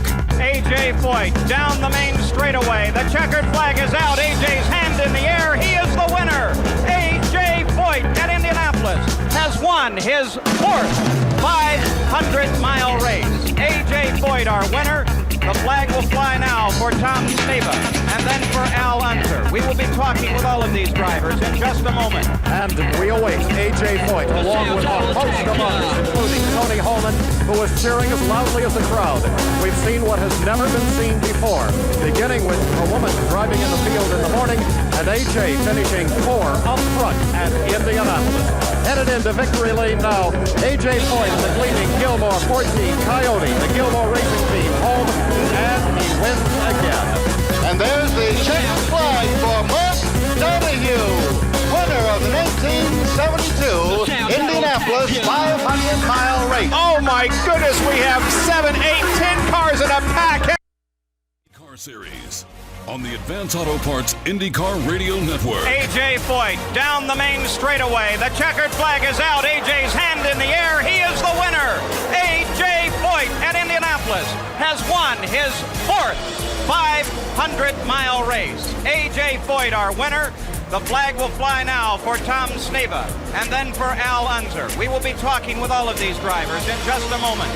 Lou Palmer is in victory lane as A.J. Foyt takes now his victory lap around the 2.5 miles of Indianapolis. A record-breaking end to a record-breaking month. A.J. Foyt, the 4th win at Indianapolis. A month that saw the 200-mile-an-hour barrier broken, not just in the practice where it is unofficial, but in the qualifying by Tom Sneva, our second-place car at the moment. And then, too, the first woman to enter, to qualify, and to compete in a 500-mile race, Janet Guthrie of New York City. But for the moment, the name is A.J. Foyt of Houston, Texas. The car is his, a Coyote. The engine is his, a Foyt V8. And happiness, fame, and fortune are his, too. He is the winner of the 61st running of the Indianapolis 500. Pat Sedan continues to display the checkered flag to the 11 other cars running on the race course at the moment. They hand him now the red flag. He will use that in just minutes to stop the race, to bring the cars into the pits. The 500-mile race is complete. The checkered flag and the red flag are waved together. And the checkered flag was displayed first here for A.J. Foyt. He is now on the pit lane. The people are moving out to his car as he comes down through the pits. A very elated crew has begun to run toward victory lane to meet A.J. and to meet Lou Palmer. A.J. cruises through the pit area very, very slowly toward the new victory lane in the front of the master control tower here. Ever so slow he comes down. But A.J. Foyt no longer has need for the speed of that V8 Coyote engine. He is the winner here at Indianapolis. And now to interview the winner of this year's Indianapolis 500 here in victory lane is Lou Palmer. And we await A.J. Foyt along with a host of others, including Tony Holman, who was cheering as loudly as the crowd. We've seen what has never been seen before, beginning with a woman driving in the field in the morning and A.J. finishing 4 up front at Indianapolis. Headed into victory lane now, A.J. Foyt in the gleaming Gilmore 14 Coyote, the Gilmore Racing Team home, and he wins again. It's race day, 1980. The place is the world's greatest race course, the Indianapolis Motor Speedway. This is the 64th running of the Indianapolis 500-mile race. At this moment, hundreds of thousands of spectators file into this giant and ancient speedway. As the sun began to light the eastern sky early this Indiana morning, aerial bombs shattered the stillness of the dawn and signaled the opening of the gates. For over 5 hours now, the crowd has poured through those gates. Before the green flag falls, in just over 40 minutes, the crowd is expected to swell to well over 300,000. Each year, these fans make their pilgrimage to the center of Indiana. They come from around the world. They are joined in heritage only gained by almost 7 decades of history. Many of these fans wear the bright colors reflected by the cars driven by their favorites. The grandstands, stretching for miles, are a kaleidoscope of bright color. Their spirits are high. They're here to open a new decade of racing at Indianapolis. This day is bright and blue. The temperature is 74 degrees. The forecast is for clear and sunny weather. Seconds ago, you joined race fans around the world. At this moment, the sounds of Indianapolis beam out from transmitters across the United States. Shortwave transmitters and satellites fling our words across the oceans and around the globe. You join us in a singular experience. The world's largest radio network combines you, the race fan from afar, with those gathered here at the Speedway. I'm Paul Page, and I'm proud to serve you once again as the voice of the 500. Less than half a lap ago, Grody Johncock by 5 car lengths over Rick Mears. They're in the north short chute. Here they come. This is the final quarter lap. Johncock maintains the lead. The voice of the 500, Paul Page. Who's going to win it? Gordon Johncock off the 4th turn. Mears is right behind him. Johncock. Mears makes a try. Johncock wins it by less than 1/10 of a second. Gordon Johncock has won his second 500. Rick Mears comes across in second place, almost side by side. And you should see the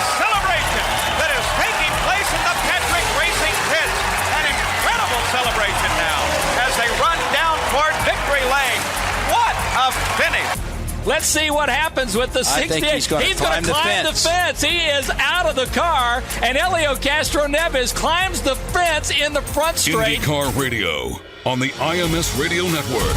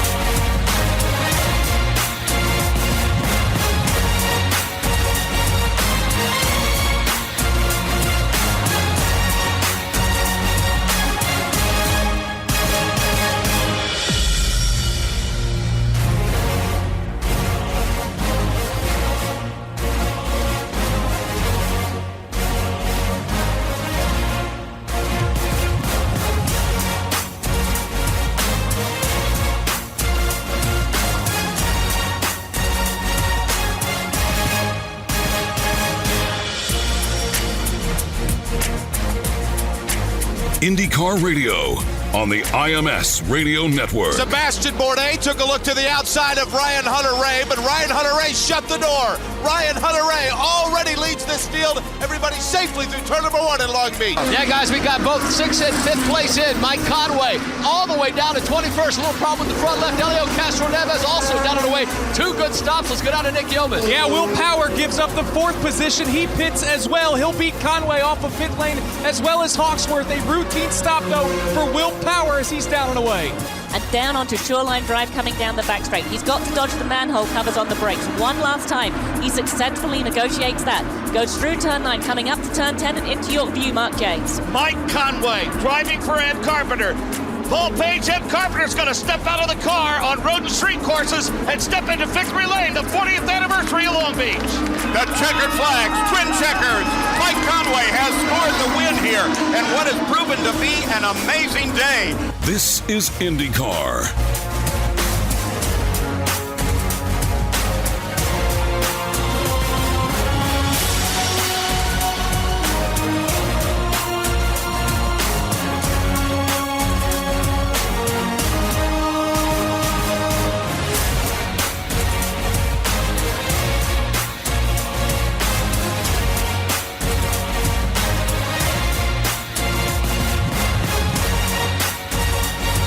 This is IndyCar.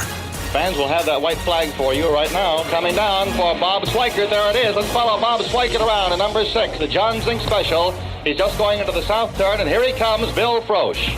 And here he comes, driving beautifully right into that groove. Coming right down in front of us, right now down the chute and into the southeast turn. He takes the southeast turn very nicely, riding the same groove he's ridden for the last 50 miles. Now, Jack Shapiro, you should be able to see him. I sure can, Bill. Here comes Bobby Swikert, the hometown kid from Speedway City, driving Jack Zink's car out of Tulsa, Oklahoma. And Jack Zink is a good friend of mine. I know Jack Zink Jr. is really going to be a happy boy. He's going into the northeast turn. He's on his way in there, and I think...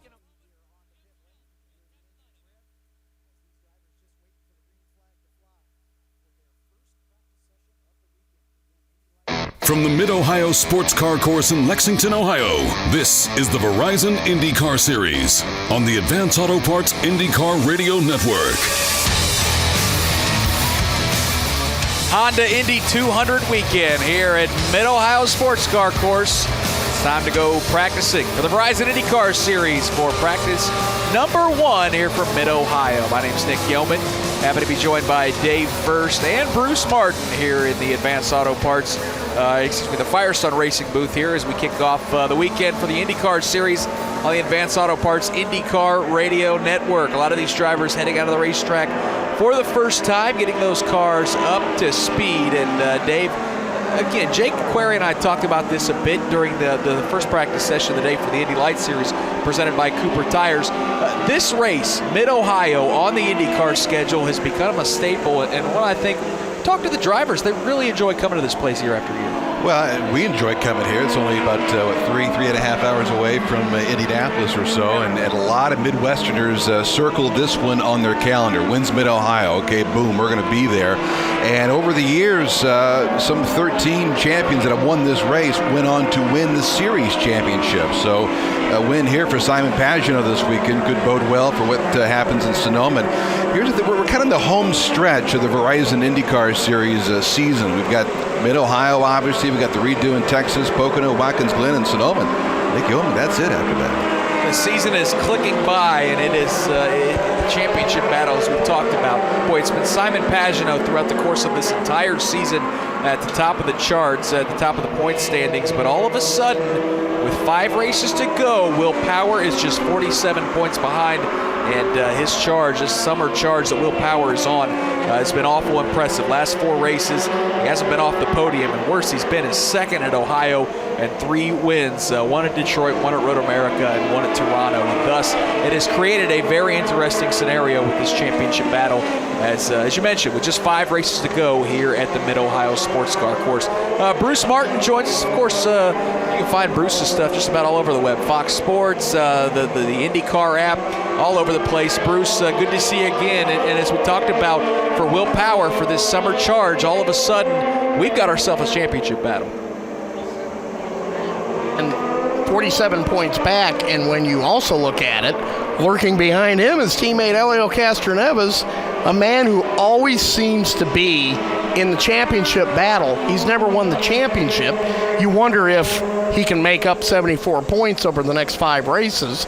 Scott Dixon, always the favorite here at Mid-Ohio, only 83 points back. It's going to be interesting to see what the reaction is with Scott Dixon and that whole team this week, since Target announced earlier this week that they will be ending their 27-year sponsorship with Chip Ganassi Racing. It's going to be hard to believe that beginning next year we won't be seeing that Target paint scheme on an IndyCar racetrack. Yeah, that's, of course, Bruce, one of the big stories heading into this weekend, and certainly all over social media over the last couple of days, a lot of folks that have been associated with Target Chip Ganassi Racing sending out their well wishes for the great sponsorship partner that Target has been for this series. A lot of race wins, a lot of exposure, and that's been a partnership that, although it's ending after 27 years, it's hard to say that either side didn't benefit greatly from that partnership. It's going to go down as one of the most glorious times in IndyCar Series history, even though there's been a lot of, over those 27 years, there's been triumph, there's been tragedy, there's been a lot of controversy, but that paint scheme, those drivers, meant the best of the best. It meant championships in kart, meant championships in the IRL, championships in the IndyCar Series, and a lot of Indianapolis 500 victories. So it will always symbolize excellence in this sport. So many big storylines throughout the course of the season. You could argue that Target leaving IndyCar Series, that might be the top 2 or 3 right there. That's a big, big deal. I mean, there are, I counted them up, 6, maybe 7 drivers in the Verizon IndyCar Series that were born after Target came on board with Chip Ganassi Race. That's how long and storied that sponsorship has been. My first reaction when I saw it was disappointment. I'm like, oh, what, sure.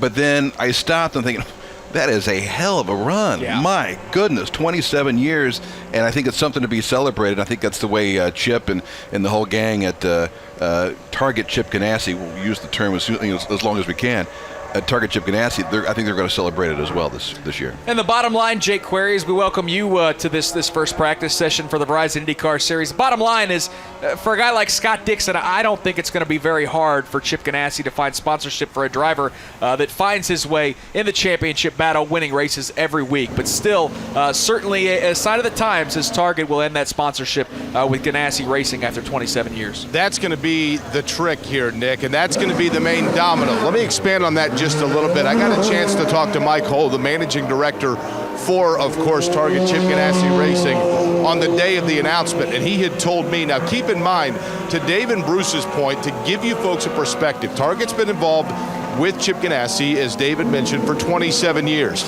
The Indianapolis 500's first car to win an Indianapolis 500 that had a sponsor in the title of the car was in 1929. Since then, Marlboro was in the title of 8 different winning Indy 500 cars.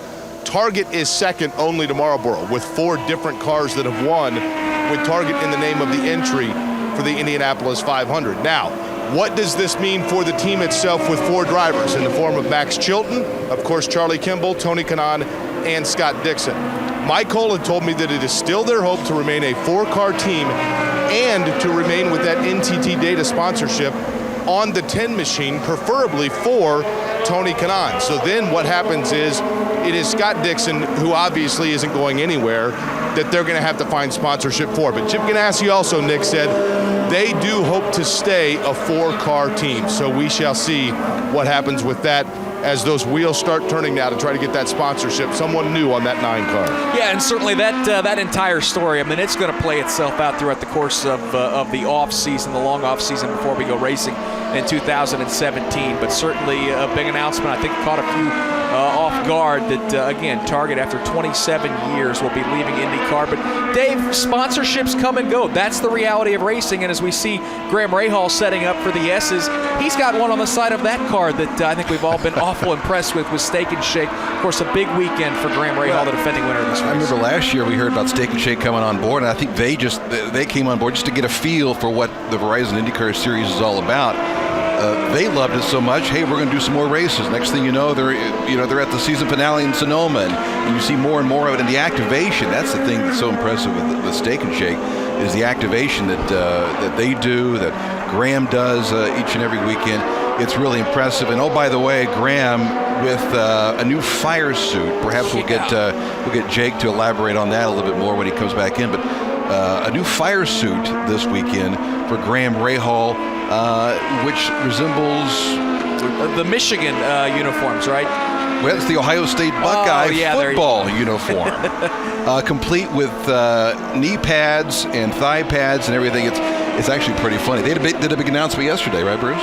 Yeah, they had Conor Daly give Ohio State football coach Urban Meyer a ride in the IndyCar street legal 2-seater. And they exchange helmets. Connor's going to wear an Ohio State football helmet as his race helmet, a look-alike helmet. Of course, it's going to be his race helmet. They exchange helmets. One thing Urban Meyer said that he really respects about a race driver when compared to a football player is the courage that it takes to do this sport. He says that is the one thing that stands out to him, is how much courage these athletes have to strap themselves into these race cars. Bruce, where did you think Graham Rahal's win here at his home racetrack 1 year ago ranked in terms of stories last year? I think it was one of the biggest stories. It was probably a bigger story than him finally getting his second victory at Fontana, mostly because what happened after that Fontana race was a lot of controversy. Sure. Everybody complaining about the way that then IndyCar Series president Derek Walker had called the race, decided not to give Graham a penalty, which helped him win the race. And also the fact it was pack racing and there was so much of a furor about that.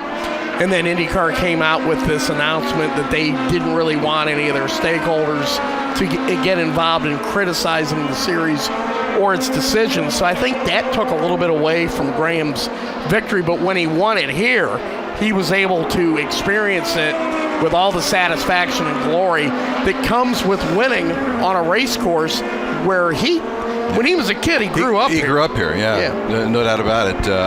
His dad, Bob, obviously won a couple times here. You go back to the Jim Truman days and Red Roof Inn and such a storied history here in Lexington, Ohio, that it was an emotional win there. And then given the fact this is a one-car team. Yeah. Beating the big boys. And that's what made it all the more special. This season for Graham Rahal, it hasn't been nearly as successful as last year, as Bruce mentioned. The 2 wins at Fontana and then here at Mid-Ohio 1 year ago really put him in the championship hunt all the way to the finale at Sonoma. Dave, it hasn't been that type of season for Graham Rahal, but I think you look at the struggles that Honda has had as a whole, and I think you chalk it up. A lot of the issues that not necessarily Graham Rahal's fault that they're struggling so much. Yeah, I mean, Honda's been playing catch-up throughout the course of the season, as they did last year. And I think if you ask Graham, the most disappointing weekend he had was probably at the Indianapolis 500 when he started so far back and tried to work his way through. But difficult times. But, here it is. This is Honda's race. this weekend. They love coming back here. They're the reigning champions here at Mid-Ohio. And when it comes to fuel mileage, nobody can do it better than Honda right now. So if this turns out to be a fuel mileage race, expect the Hondas to be up front. Of course, want to thank you joining us online, whether it be on IndyCar.com or on the YouTube streaming page. Some, of course, watching on Facebook. Getting a good view of a pair of Honda drivers, one being the Indianapolis 500 champion Alexander Rossi, and another one, Bruce Martin, a driver making his debut this weekend in the IndyCar Series. He's actually got the fastest lap so far here in the early portions of this practice session. R.C. Ederson, what an opportunity for that young man to drive for Dale Coyne Racing.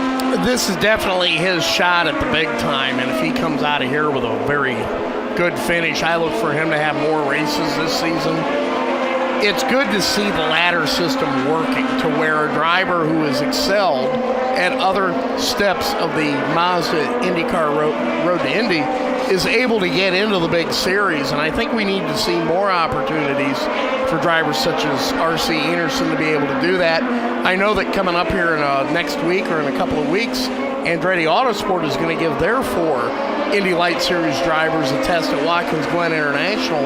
It's going to be interesting to see how drivers like Dean Stoneman and that are able to do. Shelby Blackstock, yeah, for sure. Yeah, Blackstock, Kellett all getting an opportunity, as you mentioned, to test a Verizon IndyCar. And for R.C. Ederson, some quick laps early on, 1:07.044. That's second quick behind only Takuma Sato, and he will bring that Dale Coyne Honda back to pit lane. Now, we were mentioning Graham Rahal, Jake Query, the defending winner of this race. I know he puts a lot of pressure on himself this weekend, but boy, he came up all roses 1 year ago here at Mid-Ohio. Yeah, watching him right now in the pits. He has brought that machine in. He was in the top 10, ninth as a matter of fact in terms of speeds for what that's worth early so far here in this practice session. Routine stuff, came in, took off those Firestone Firehawks. They're now taking a look at it looks like the brake discs and the balance in the back of the race car, but nothing out of the ordinary here for Graham Rahal. You guys had also mentioned, Dave had touched upon his fire suit. This has always been a racetrack where Graham Rahal, if you will,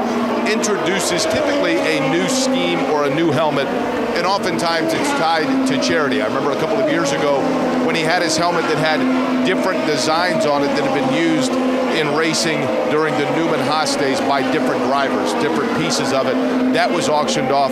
That money went for the hole-in-the-wall camps for kids. A year ago, he, of course, had the Ohio State football helmet paint scheme on his helmet. He won that race, and then they made mini helmets, sold those as well. That money also going for charity. So it is obvious that this is a racetrack. This is his home track, as you guys had talked about, his family connection, and keep in mind his hometown some 40 miles down the road. So there typically is something that probably does create that additional pressure for Graham Rahal, but if there's any pressure, it's not being felt right now in the pits. Very calm right now, everybody. Routine stuff here, taking a look and giving the once-over all the way across on that 15 machine. Dave, first, if you're wondering what a fast lap looks like, we just got to see it, the onboard for Tony Kanaan. Boy, he was slinging it around this racetrack here at Mid-Ohio. He goes to P1 at a minute 6.176. And that NTT data car look awful planted around this racetrack. What is it about Kanaan the last couple of months now? It seems like, I mean, and T right now doesn't officially have a ride for next year. We all suspect that he'll be back in the 10 car next year, and I don't think that anything else is going to happen personally, but it just seems like he hit Road America, and he was consistently in the top 5. And you could argue that if that race was extended another 5 laps, he might have won that race. And in Toronto, he had a decent weekend. Iowa, he was up there as well. It just, the last couple of weeks, something about Kanaan. And of course, when you talk about wins here at Mid-Ohio, no one has more than Chip Ganassi's team. They won 10 times here at Mid-Ohio, and Scott Dixon has 5, by the way. So it should be another big weekend for Chip Ganassi here at Mid-Ohio. Bruce, it's been a while since Tony Kanaan's won a race, but as Dave talked about, there's no denying the consistency he's shown really since the Grand Prix of Indianapolis. 4th in the 500, a pair of top 10s at Detroit, 2nd at Road America, 7th at Iowa, 4th at Toronto. While Tony Kanaan may not be the type of driver that can string together wins like he was in his Andretti Autosport days, he's still a guy that, man, is competitive week in, week out, and really does a great job taking care of his equipment. The smile has returned to Tony Kanaan's face after qualifications and even races this year. And I know a lot of times, as competitive as he is, you can tell how things are going by the look on his face. Yeah. There's a lot of times, there's been some times Dave and I, and all of us will attest to, you see Tony Kanaan climb out of the car, and he just didn't want to talk to anybody. Now he seems much more upbeat, much more positive. I think that positive attitude is fueling his ability behind the wheel of the race car to do even more.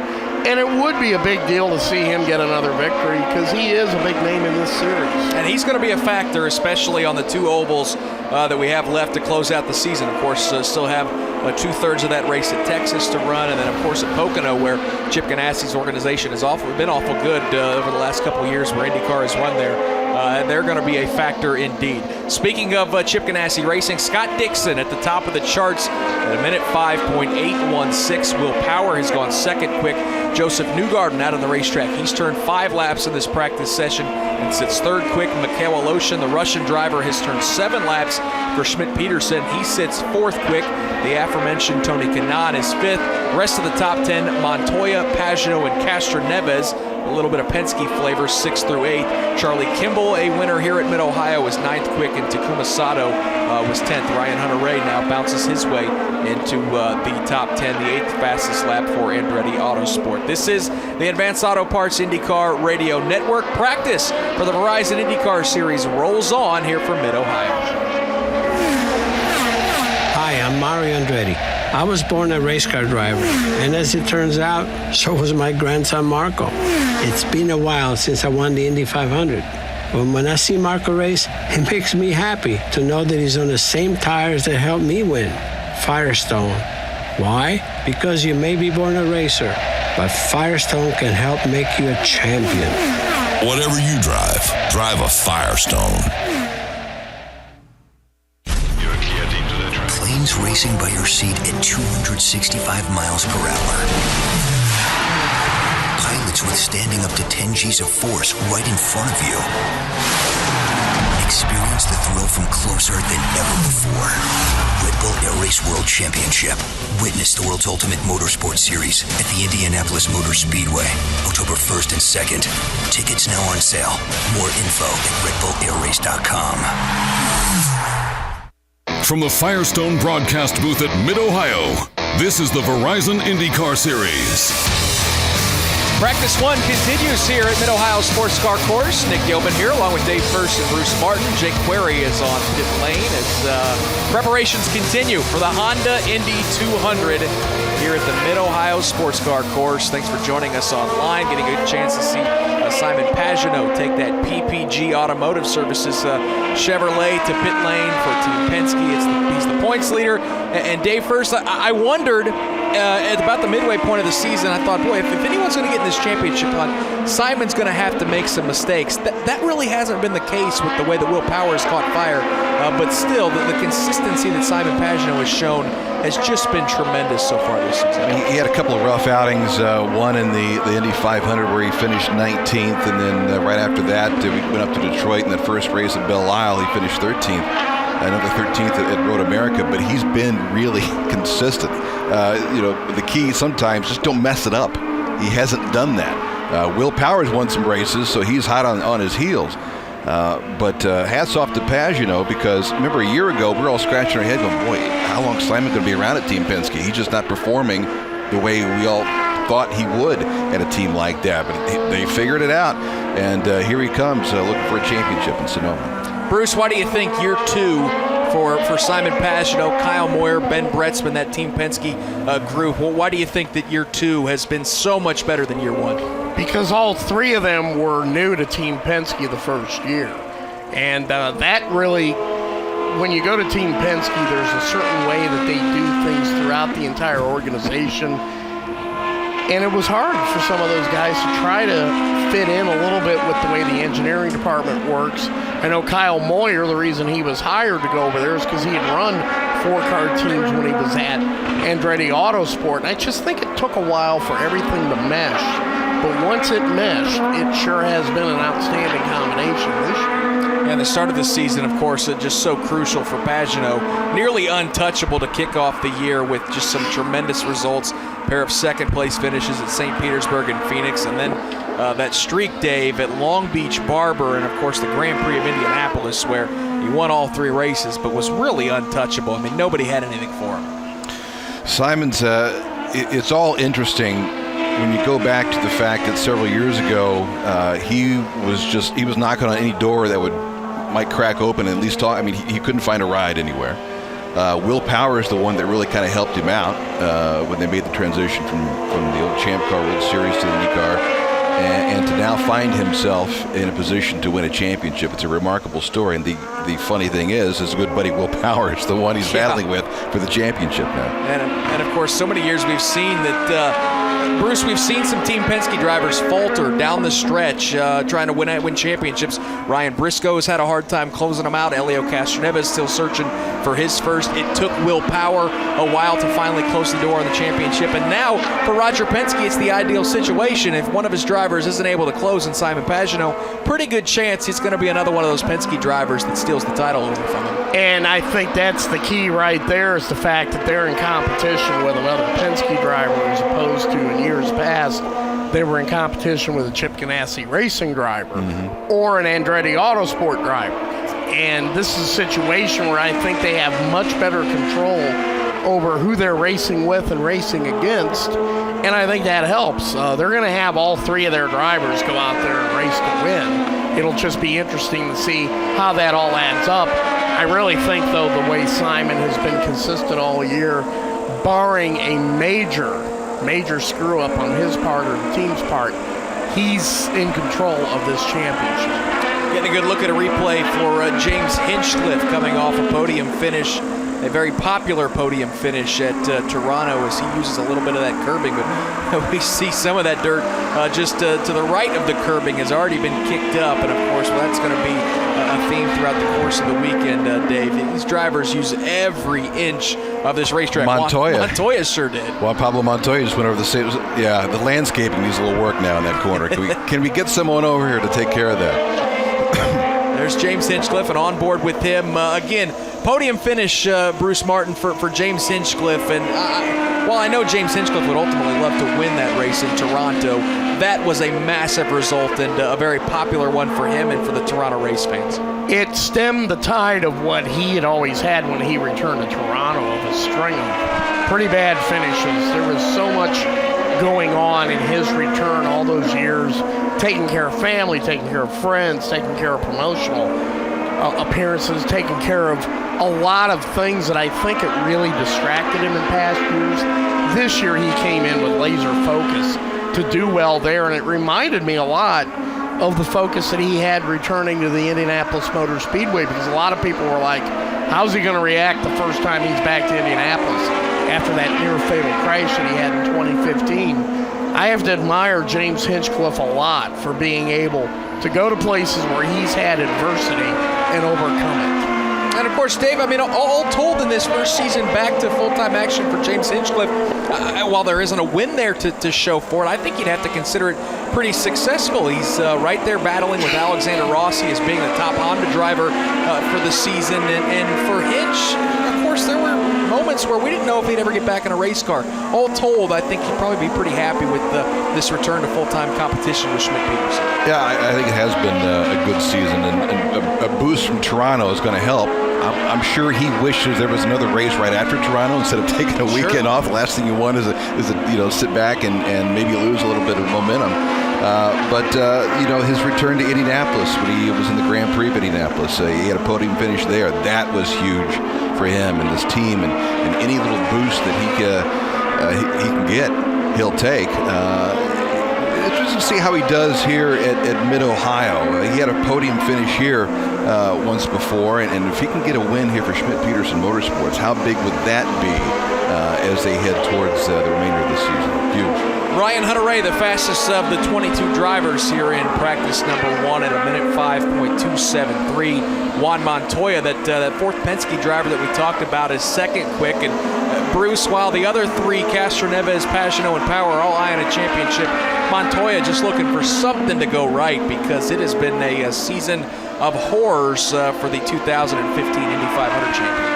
I would have to categorize that as one of the biggest surprises of the season, because we all expected at least another victory this year, that he would come back and be the Juan Pablo Montoya of old, we really did not think that his shot at last year's championship in the final race, when he could have sealed it out and gone wire to wire the entire season, won a championship, we thought he would be back out this year slugging it away for the title, and whatever has happened, whatever worked right last year isn't working right this year for Juan Pablo Montoya.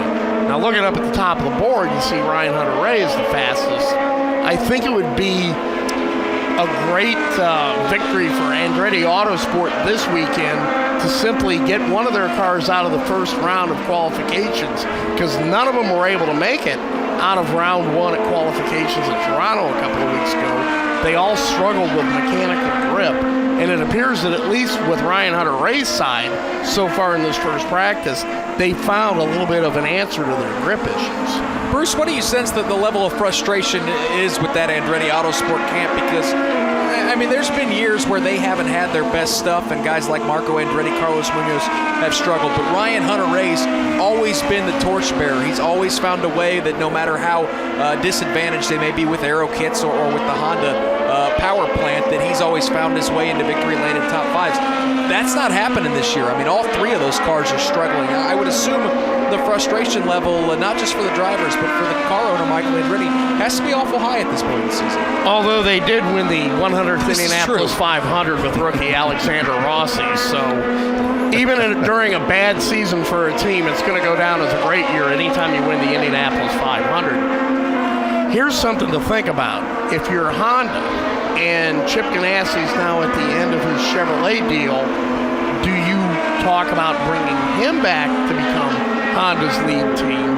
Because in a lot of ways, is Honda getting all out of Andretti Autosport as the number one team that they should be getting in terms of development and everything? That might be something that is in the works between now and next season. We could see Chip Ganassi coming back next year with not only a different sponsor, but maybe a return to Honda. That's something to ponder.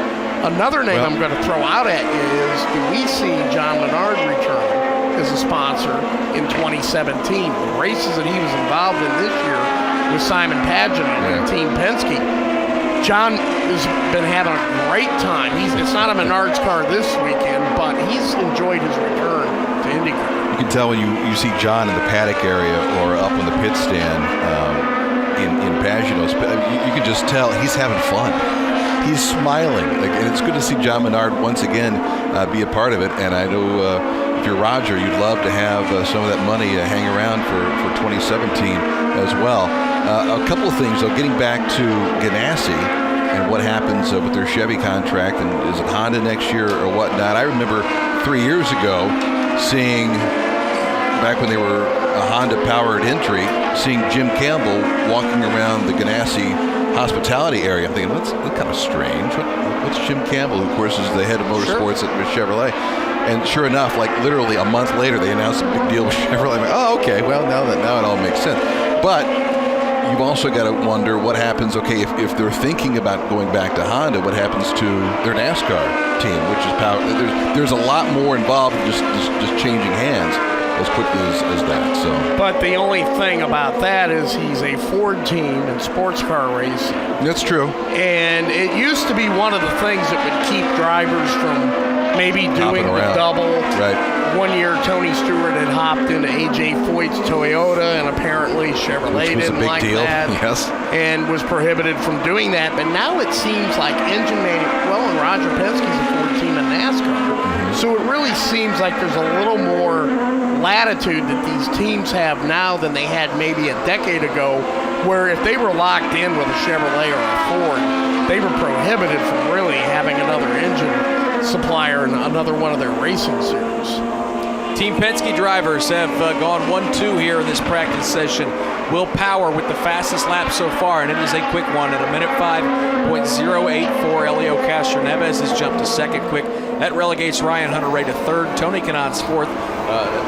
Michaela Loshin currently sits inside the top five at fifth with the fifth quickest lap at 1:05.309. Juan Montoya, sixth quick. Scott Dixon is seventh. Joseph Newgarden is eighth. James Hinchcliffe, ninth. R.C. Enerson is 10th quick in his debut weekend. Carlos Munoz is 11th fastest. Sebastien Bourdais is 12th. Conor Daly 13th. 14th is Takuma Sato. 15th is Marco Andretti. Simon Pagenaud, the points leader, is 16th quick. 17th is now Pagenaud. 18th is Alexander Rossi. Max Chilton, 19th quick. 20th is Spencer Pigot. 21st, Jack Hawksworth. 22nd, Charlie Kimball. Bruce, we get to this part of the season with just 5 races to go, and for a lot of these drivers that have had miserable seasons, of course, they're wondering, where are we going to shake out for 2017? Some drivers like Jack Hawksworth, Max Chilton haven't really had great seasons, and I wonder how much some of those drivers starting to sweat here towards the end of the season. And if it hadn't been for the rain delay at Texas, there would have only been 4 races left of the season. I really expected a lot more out of Max Chilton than he has shown this season. You wonder really what is up with that combination, whether he's able to not necessarily fit in with the car. Maybe the car isn't what he's used to driving over in Formula One.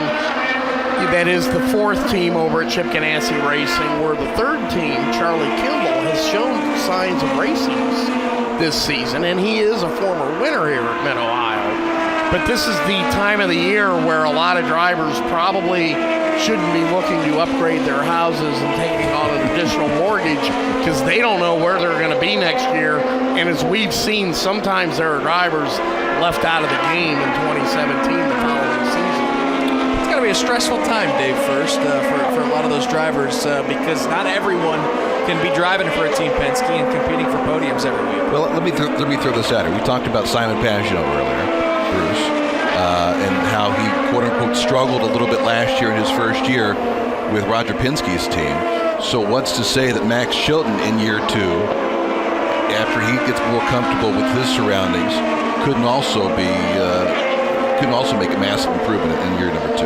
Well, that is certainly something to ponder, and I believe and if you're Chip, I think that's probably what you're thinking. Okay, maybe do we give this kid another shot at it? I definitely think that he gets another shot, just like I think at one point Sage Karam may have gotten a second shot at Chip if he hadn't crashed so many race cars and done some other things. Well, and let's face it, bring some money. Yeah. Bring some money as Max has this year. So, the bottom line is, in this series, money still talks a lot. And I also think there's something to be said, outside of the top 2 Ganassi cars, that 3rd and 4th car has always been kind of a fluid situation where they're not nearly as consistently at the top of and I don't know, Bruce, if that's, if it's a driver thing, if they've been spread through too thin from the engineering standpoint, but it's not like we've seen a lot of consistent success from the 3rd and 4th Ganassi efforts really since they expanded 5-6 years ago. Just as we're really not seeing any consistency with all 4 Penske cars this year. I think the more cars you add, the harder it is to get all 4 of them to operate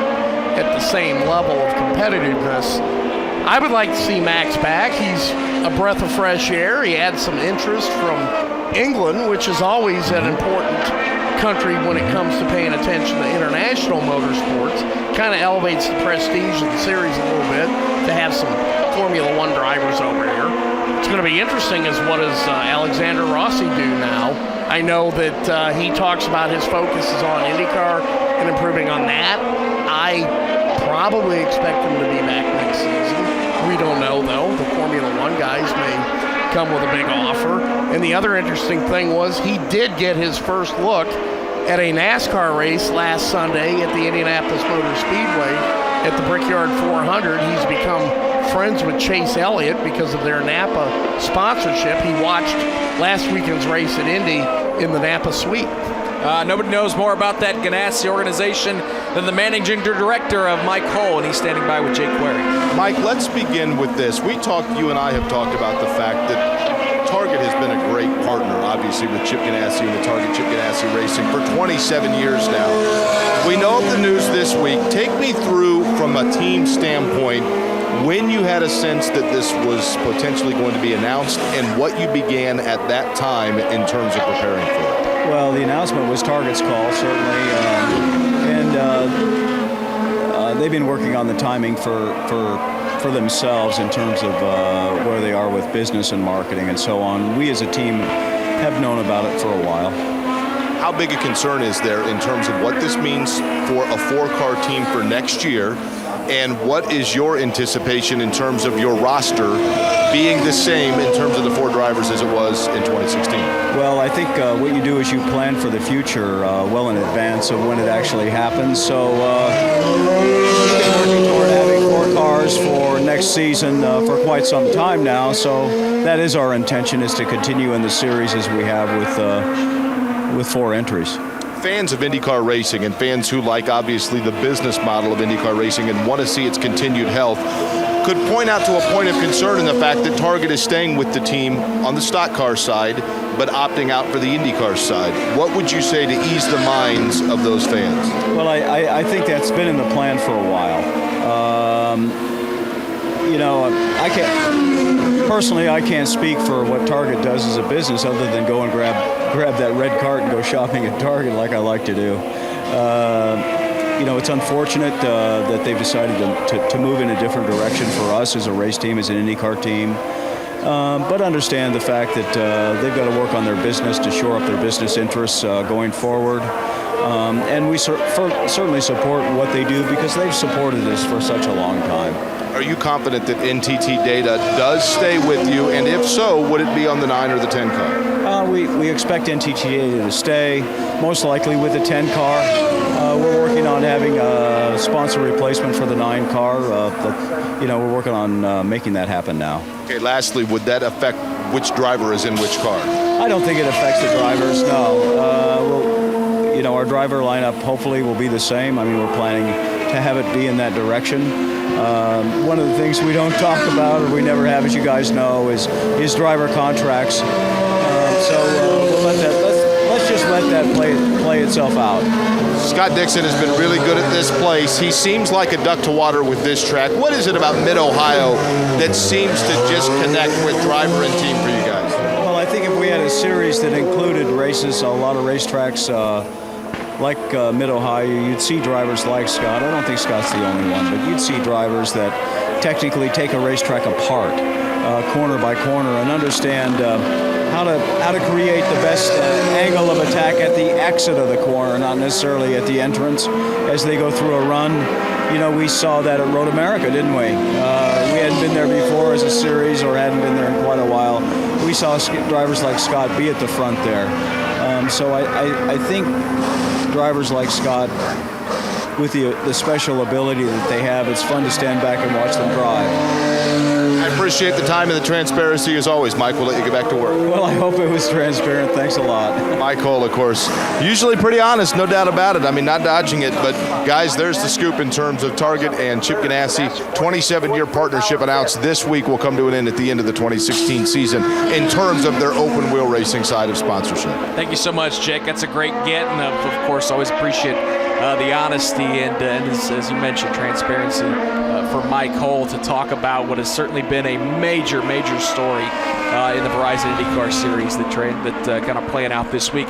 Dave, first, one of those Ganassi drivers finding some speed. New driver at the top of the speed charts. Yeah, Charlie Kimball, who won here a couple of years ago, picked up his first win here. That was a big deal, obviously, not only for Charlie and the family, but the team as well. He is now P1 at a minute 4.9 around here. And again, no shock. Chip Ganassi Racing doing pretty well here on this road course at Mid-Ohio. Been so good here over the years, as we talk about with Scott Dixon's domination and Charlie Kimball picking up his one and only career win for Ganassi here a handful of years ago. So they're certainly going to be factors. Kimball is P1, Montoya and Pagenaud are second and third, Bourdais is fourth, Will Powers fifth quick, Ryan Hunter-Reay is sixth, Carlos Munoz seventh, Joseph Newgarden 8th, Elio Castroneves is 9th, and Tony Kanaan is 10th. For those joining online, getting a good shot of Marco Andretti making his way towards the keyhole here at Mid-Ohio. He is currently 20th quick, so Marco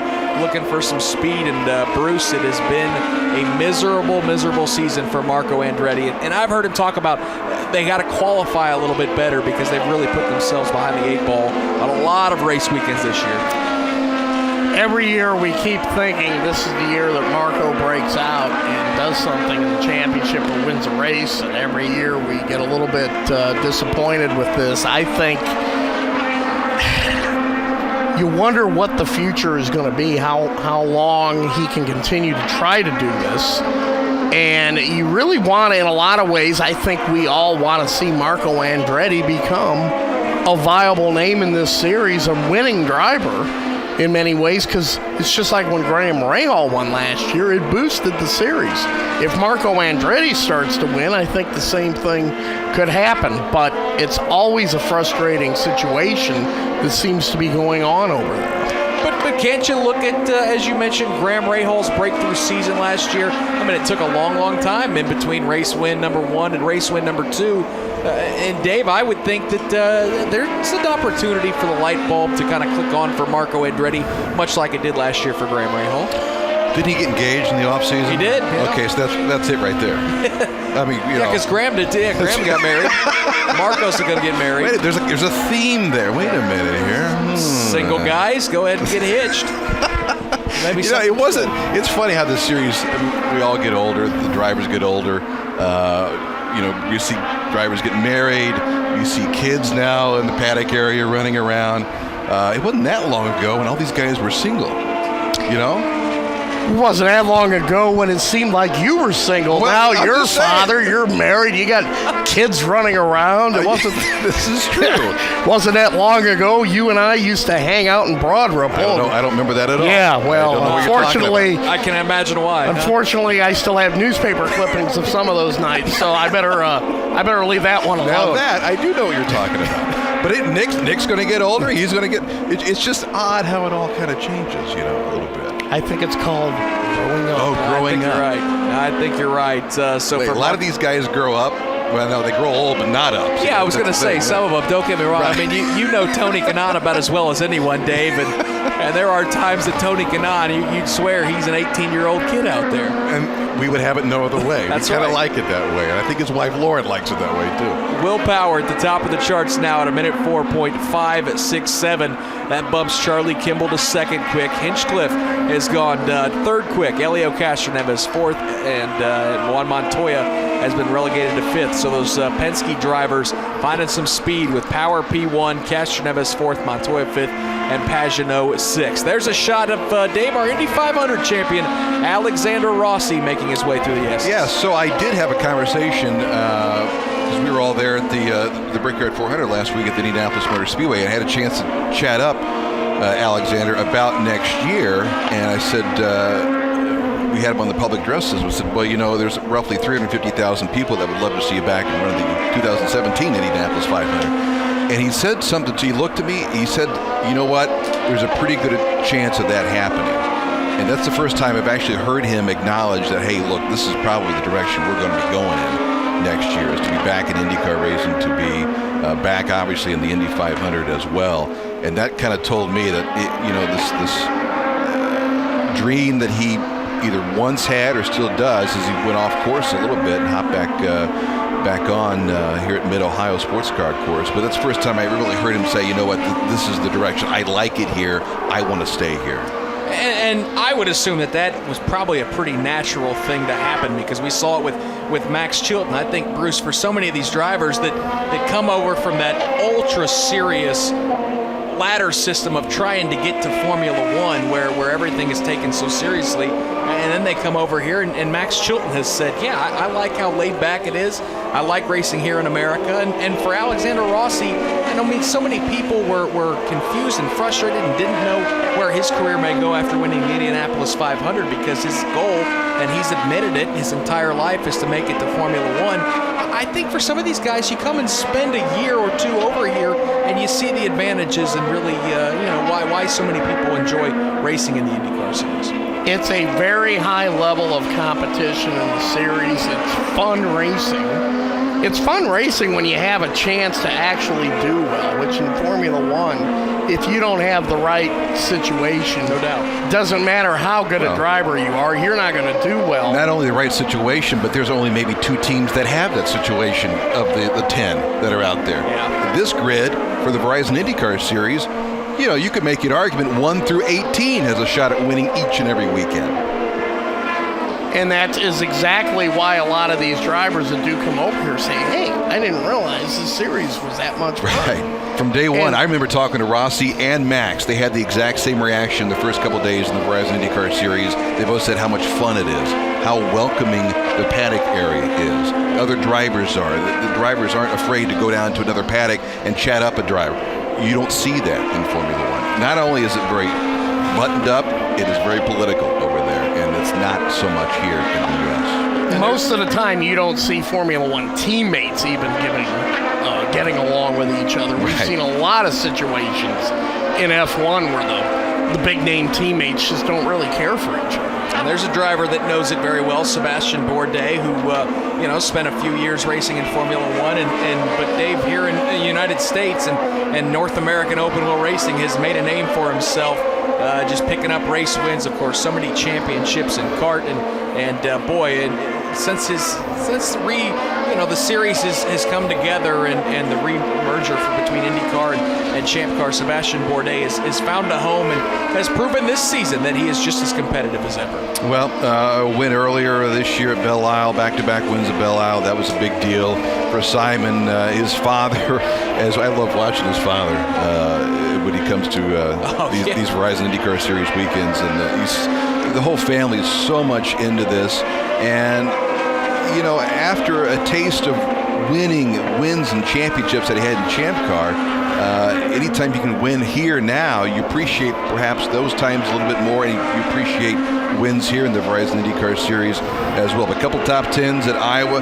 I think Sebastien Bourdais' greatest improvement in the last 5 years has probably been on ovals, something that he didn't exactly feel all that comfortable with because they didn't have oval racing in the Champ Car World Series. So big deal. Sebastien, obviously, he's going to be a big player here for Jimmy Vasser's team this weekend too, I think. Sebastien Bourdais currently 7th quick here in practice number 1. There's an onboard shot of Charlie Kimball locking him up through the carousel and back at him the front straightaway here at the Mid-Ohio Sports Car Course. Charlie 4th quick on the speed charts. Everyone chasing Scott Dixon, though.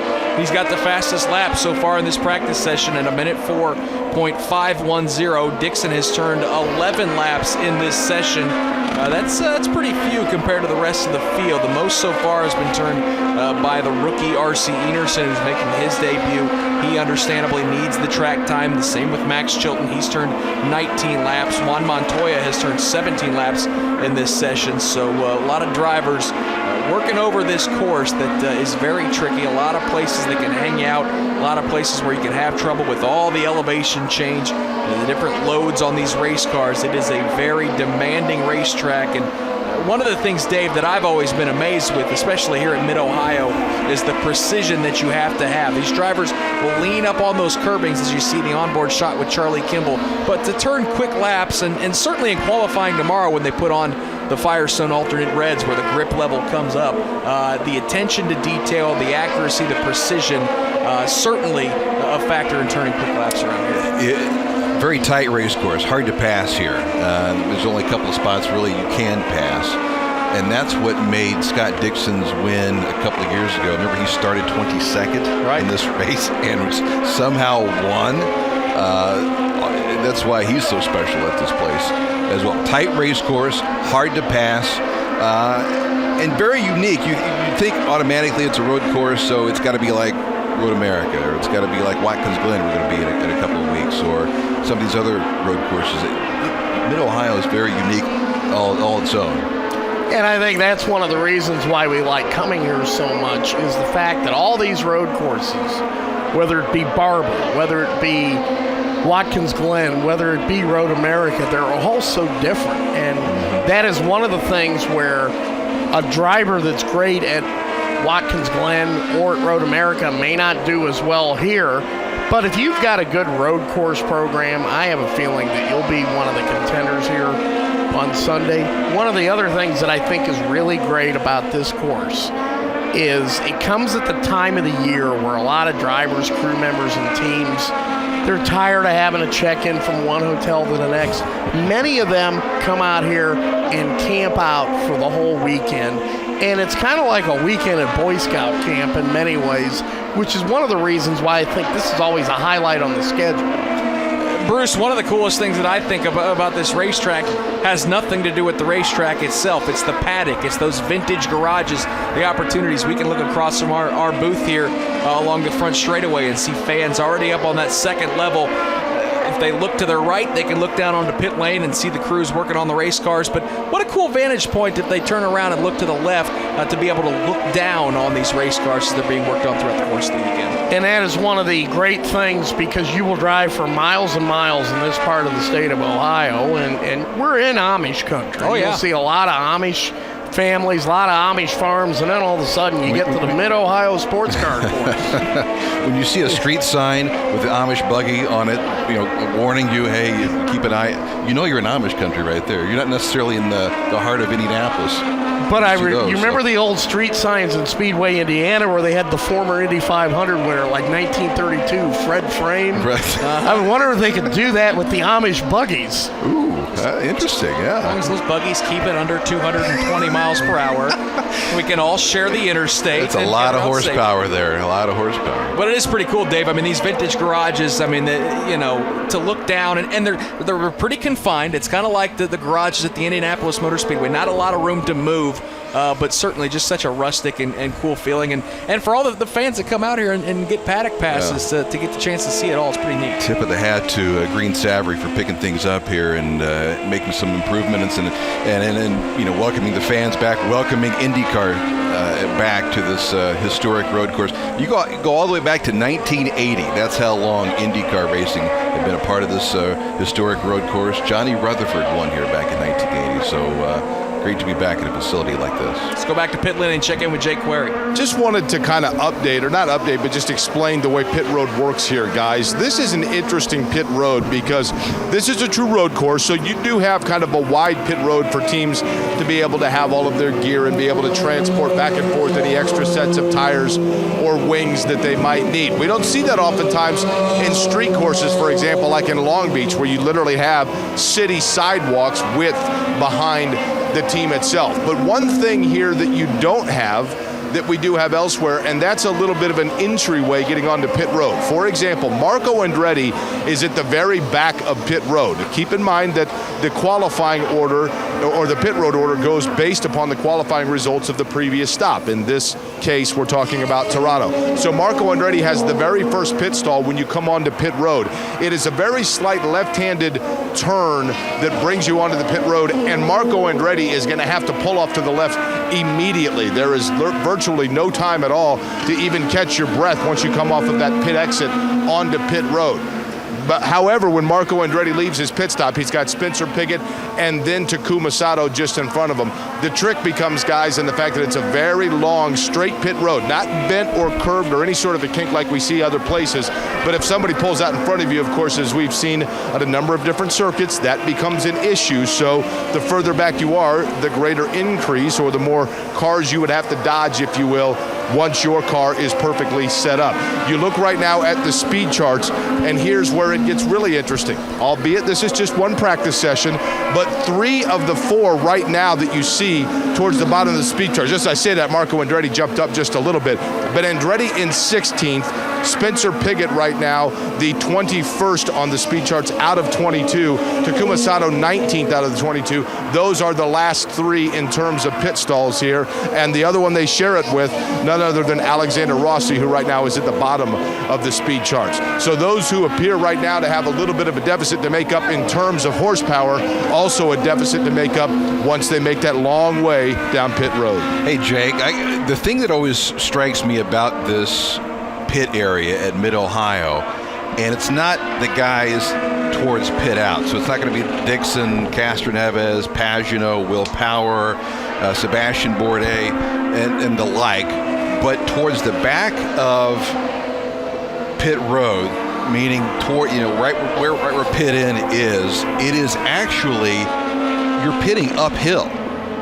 No, you're right about that. As a matter of fact, it's funny you mentioned that, Dave. I just walked from Marco Andretti's pit 6 pit stalls up to Ryan Hunter-Reay. So you go Andretti, then Spencer Pigot, Sato, Rossi, and Hunter-Reay.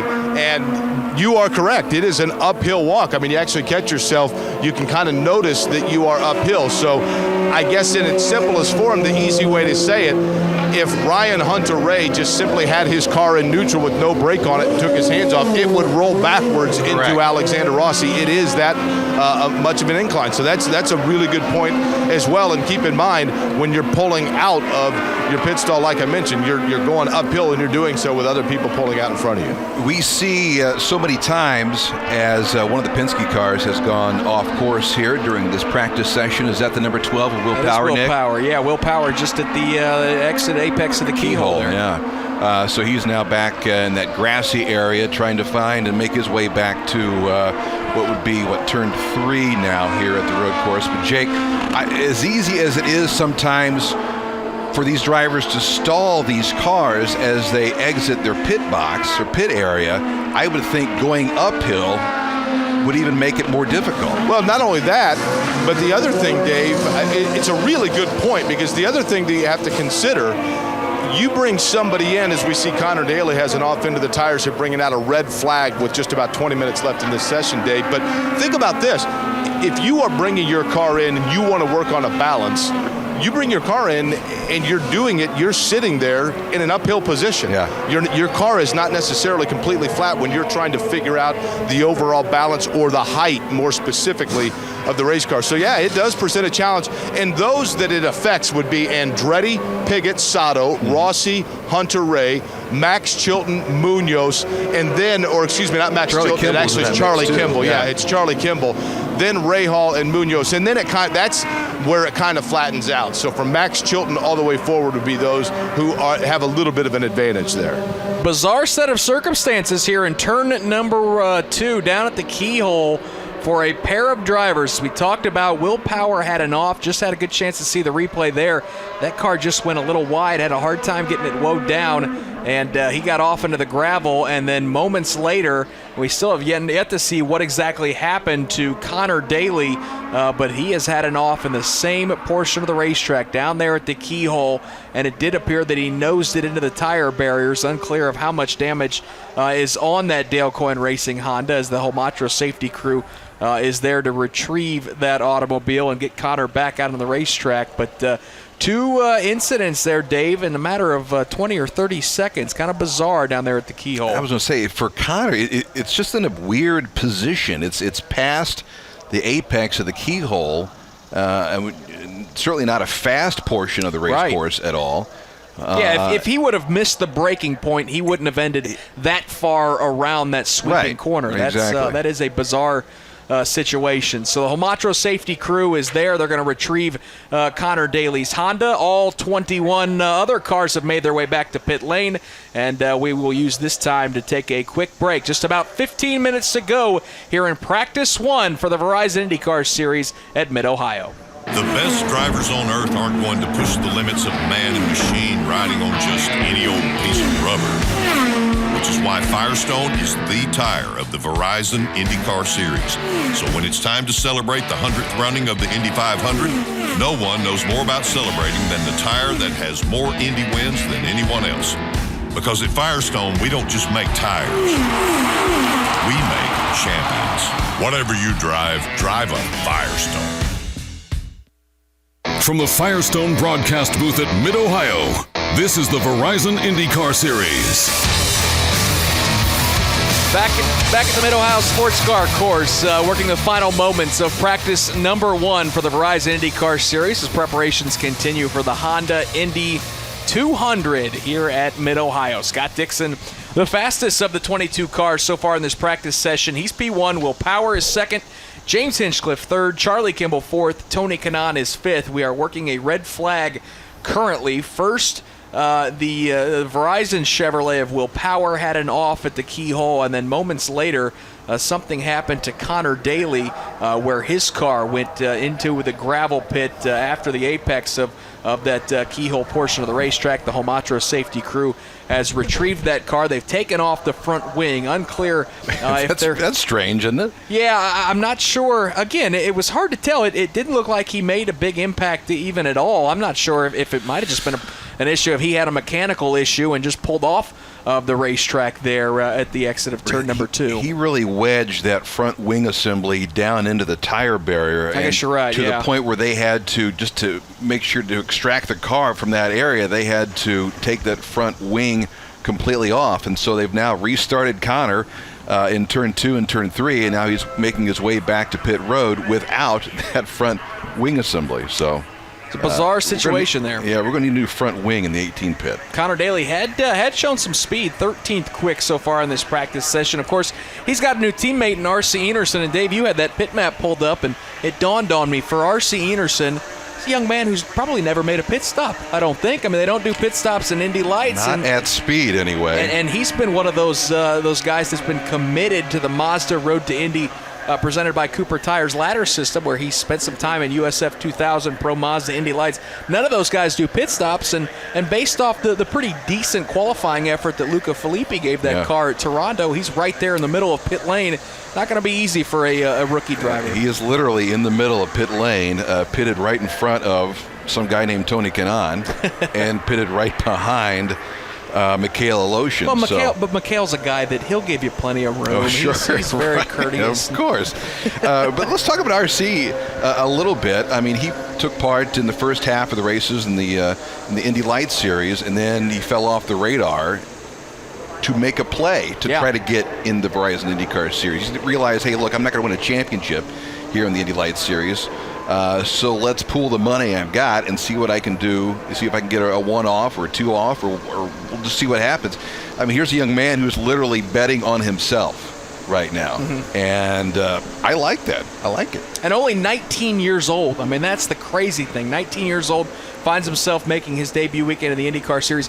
You know, I had him in the booth for both Indy Lights races at Toronto, and he wouldn't give me that scoop. I was a little disappointed. Really? Yeah, I had him in the booth. Why didn't he just break the news right here on the radio network? That's what I told him afterwards. I said, Come on, son. You had the platform. You could have done. Of course, you got to wait till all the T's are crossed and I's are dotted, and certainly I think a lot of that has to go with if Dale Coyne's ready for you to make that announcement. But RC did a great job in the booth. Did a tremendous job, and as a driver in the Indy Lights series, his rookie campaign a year ago, I think most people thought it went a lot better than maybe he even expected as a young driver. Second half of the season, he was had a lot of podium finishes, found a win here at Mid-Ohio, and from the people that I've talked to, I think this kid's pretty sharp, Bruce Martin, and certainly, listen, I don't know if anyone's ready at 19 years old to jump in an IndyCar and compete with Scott Dixon and Helio Castroneves and Will Power, but this is a young man that I think a lot of people, Sam Schmidt saw a lot in R.C. Enerson, and certainly Dale Coyne does as well. And I think it's good that you get young drivers that are coming up, even if they're that young, because that kind of creates some interest amongst the younger fans in this sport, because they look at a guy like R.C. Enerson and say, hey, he's the same age as me, or maybe some others go, he's actually a lot younger than I am. So that creates a little bit of awareness and interest there. And as we all know, every professional sport needs new fans, younger fans, to come into the sport, to keep the sport growing. So it's always good to see a kid of his age be able to come in. And if it works out, it's going to be great for him, great for the series. And the reality is that, Roger Penske, Chip Ganassi, they don't hire a lot of 19, 20, 21-year-old drivers. They wait until those drivers are established. So for Dale Coyne and for the underfunded teams, they're looking to find and latch on to those young drivers. Look what Joseph Newgarden has done, first for Sarah Fisher's team and then with Ed Carpenter's team. If for some of these car owners to latch onto a young driver, they may reap the benefits. One team that has reaped the benefits, and a driver that's given that number 18 machine for Dale Coyne Racing a good run a handful of times this season, is Conor Daly.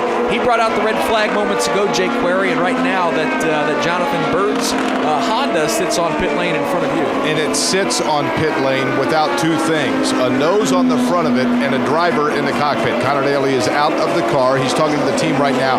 We'll try to catch up to him in just a minute, but I can tell you this, very obvious just by the body language. He came in, I think they were going to try to maximize the last few minutes of this practice session, but it was very obvious. He was telling them, look, that when I was the wheel, as I was turning one way, the car just didn't agree with it. They took the steering wheel off, took a look at the suspension on the car, and then the steering wheel itself, and Conor Daly at that point got out of the car. So it looks like something perhaps just went away mechanically, but we'll try to catch up to him here in just a minute. Although admittedly, sometimes when these guys start debriefing, understandably, they want to take a while to look through everything. Dave, Scott Dixon is looking a little racy. I think he just took 2 A.J. Foyt cars in one corner down there in the keyhole. This is practice, right? This we're talking about practice. Yeah, Scott Dixon around Jack Hawksworth and Takuma Sato. You can tell Dixon's we've got 10 minutes remaining in this practice session. He's got some work to work out right now. Back to pit road, Jake Ware. Conor Daly out of the car, and take me through what happened with that 18 machine. Yeah, it was weird, man. I hadn't broke any later than I'd been braking earlier, but just the right front locked, and it was like there was oil down. It just literally went straight off. So really weird. I didn't expect that at all, but maybe that's what happens to the track. I don't have a lot of experience here yet, so yeah, it's a shame. I mean, I shouldn't be doing that, but it was really, really unexpected. So you don't have a lot of experience here, but you're the old man for the team this weekend, right? Yeah, it's weird, huh? Yeah, we got RC here, and but that's great. He's been doing a great job. So there isn't much damage at all, so we'll be fine for the next session. What are your impressions of RC Enerson? Because it looked like he was pretty comfortable when he went out there. How much interaction have you had with him? Yeah, he's been good. I mean, at the test here, he was quick immediately, which is great. It's just going to be a tough weekend, I think, for everyone physically. So that'll be, for him, the goal, has definitely got to be just get through all the laps, all the laps you can make it through, and I'm sure he'll do it. Lastly, how was that Jonathan Bird's car before the incident itself, taking that away, but just in terms of the setup and the way it felt on this track? Honestly, I think we're in good shape. The car felt really good, and we were only making it better. So, I hate to have that happen, but thankfully there's very, very minimal damage, and we'll be okay. But I think we're in good shape so far. Appreciate it. Thanks. That's Conor Daly, guys. Again, that number 18 machine, and as he talked about, like I said, when they brought it in, it didn't look like there was any real damage to the suspension of the car. So they'll take a look at it, and they have, of course, plenty of weekend to figure out what went wrong.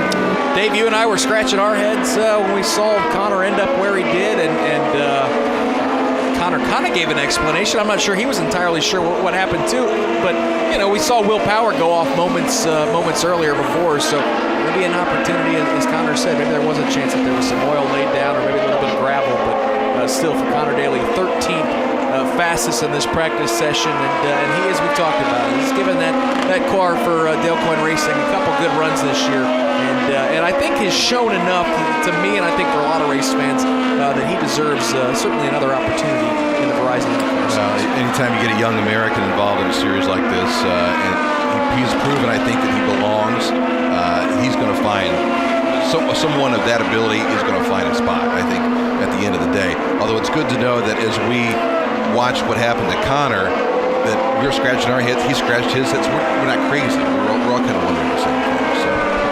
James Hinchcliffe didn't look too happy there. Did you just see that? What just happened there? Hinchcliffe was running behind somebody, and Bruce Martin, I don't know who that was behind, he was running behind, but gave him the old one-finger salute there with those red gloves and that helmet. He's Canadian. That's more of an international symbol. With those red gloves, it's very easy to see that gesture. It stood out, didn't it? He had been third for practically this entire session. Now Juan Pablo Montoya, anybody remember him, is up to third on the timing charts. Another driver that I think has been pretty impressive in this practice is Charlie Kimball, the 2013 winner here. So this first practice session has seen a mix of the names you would expect to see up there, along with a driver that bounces in and out of the top 5 every now and then. How about 3 Ganassi cars in the top 6 right now, too? Pretty impressive, and again, that's what we've come to expect. When you come to Mid-Ohio, those Ganassi cars just have a really good feel for this racetrack, and they've been awful strong in this practice session. Dixon, Power, Montoya, Hinchcliffe, Kimball, the top 5. Kanaan, Castroneves, Bourdais, Pagenaud, Hunter Ray, your top 10. The top 15 has Carlos Munoz, Joseph Newgarden, Conor Daly, Takuma Sato, and Mikhail Aloshin in it. 16th is Spencer Pigot, Graham Rahal, certainly a disappointing 17th right now. Marco Andretti is 18th quick. Max Chilton is 19th. RC Enerson, the rookie, is 20th quick. Jack Hawksworth is 21st, and Alexander Rossi is 22nd. Bruce, this is a race that historically you don't get a lot of cautions. In fact, you're lucky if you get more than 2. I think we've seen 8 cautions in the last last 5 races here at Mid-Ohio. How much pressure do you think that puts not on those drivers, but on those engineers and strategists of knowing when to duck on pit lane? Because we've seen so often, you come in at the right time, it may score you a win here at Mid-Ohio. That's why I look at a driver like Conor Daly. He's only 13th on the speed list at the moment.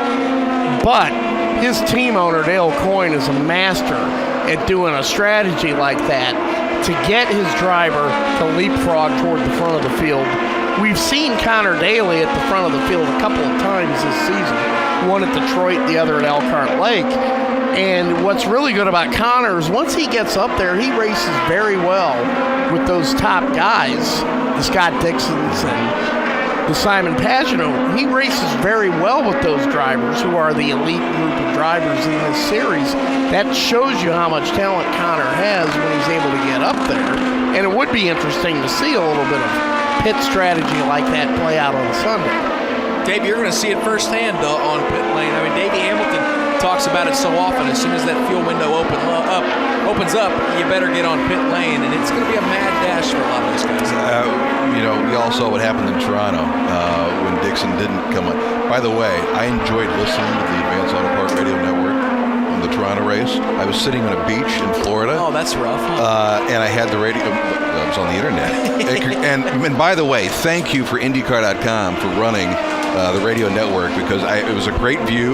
We had a storm blowing in. I was on the beach. The kids were doing their thing in the water. I was listening to the radio network. You know, and I got to tip the cap to everyone at IndyCar for working out the contracts to be able to stream the practices online. I know we really appreciate being able to have the visuals to go along with our audio on these race weekends, and I know the fans really were clamoring for that for many years. So for that live streaming of these practice sessions, I want to thank everybody involved in making that happen. It's been a lot of fun throughout the course of the season, and we're not done yet. Jake Query, just 2.5 minutes to go here in practice 1 for Mid-Ohio. I'd just like to throw in this non-racing note as a guy that knows and loves both Dave and his wife, and who does not have kids of my own. Just based on the comment, a storm was rolling in and the kids were playing in the water. I'd like to nominate Dave for Father of the Year, if I could. I just wanted to throw that. I don't have kids, so I don't know.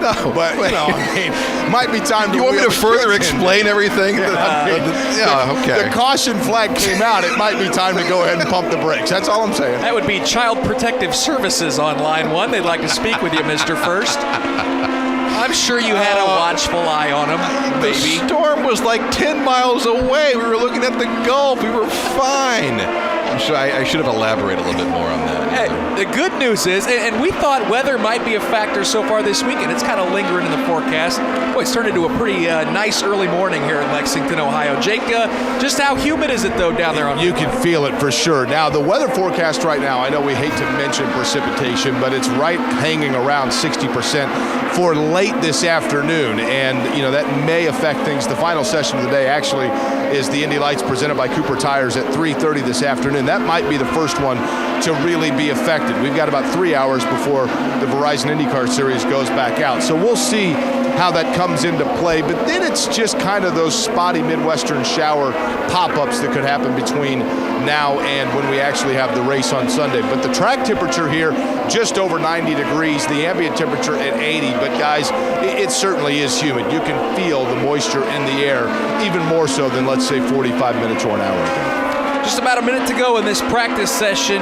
Dave First joins me in the booth along with Bruce Martin. That was Jake Query you heard on pit lane.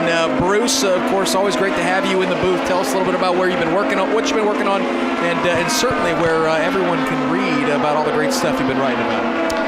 Oh, there's been a lot to work on lately. Sure. It's going to reach that time of the year where we're going to have to start figuring out who's driving for who next year. It's never too early to get started. No, never. We can start. Some of us have already started, I think. Yeah. There's a lot of talk about where Montoya might end up, if anywhere, next year. Well, and of course, the big prize out there is Joseph Newgarden, whether he stays with Ed Carpenter Racing or whether Roger Penske comes with a pretty big offer.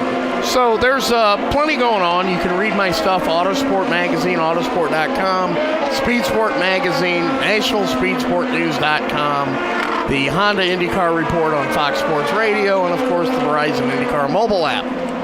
Dave, that was a great 360 by Mikhail Aloshin that we just saw. Lost it right underneath the Honda bridge, And boy, he locked them up and had that car pointed right in the correct direction there, right here at the end of the practice session. Aloshin 16th fastest in this practice. Danny Sullivan would have been proud of that loop that Mikhail Aloshin just did. Was that through the S's? Where was that? I think it was just to the exit of the S's there underneath the Honda bridge through, I think that's 6 and 7. For Mikhail Aloshin. Checkered flag is out on this first hour and 15-minute practice session, so it's in the books. Scott Dixon will end the session with the quickest lap. You see him there warming and cooling that engine down, coming back on the racetrack as Mikhail Aloshin's decided that he has not done kicking up dirt, as now he does go down to the S's, Dave. And he's not going down without a fight. It's almost like he's doing donuts. You got to win the race first, son, to do that. So Mikhail Aloshin, the rest of the field going to come back to pit lane with this practice session in the books. Again, Scott Dixon, the fastest of the 22 drivers at a minute 4.449. Will Power will go second quick. Juan Montoya is third. Tony Kanaan fourth. Elio Castroneves fifth. So it is a Penske and Ganassi top 5. Fastest Honda driver is James Hinchcliffe at a minute 4.755. So Hinch and the Schmidt-Peterson boys not too far off as he ends his practice session in 6th. Points leader Simon Pagenaud is 7th. Joseph Newgarden is 8th. Sebastien Bourdais ends the practice session 9th quick.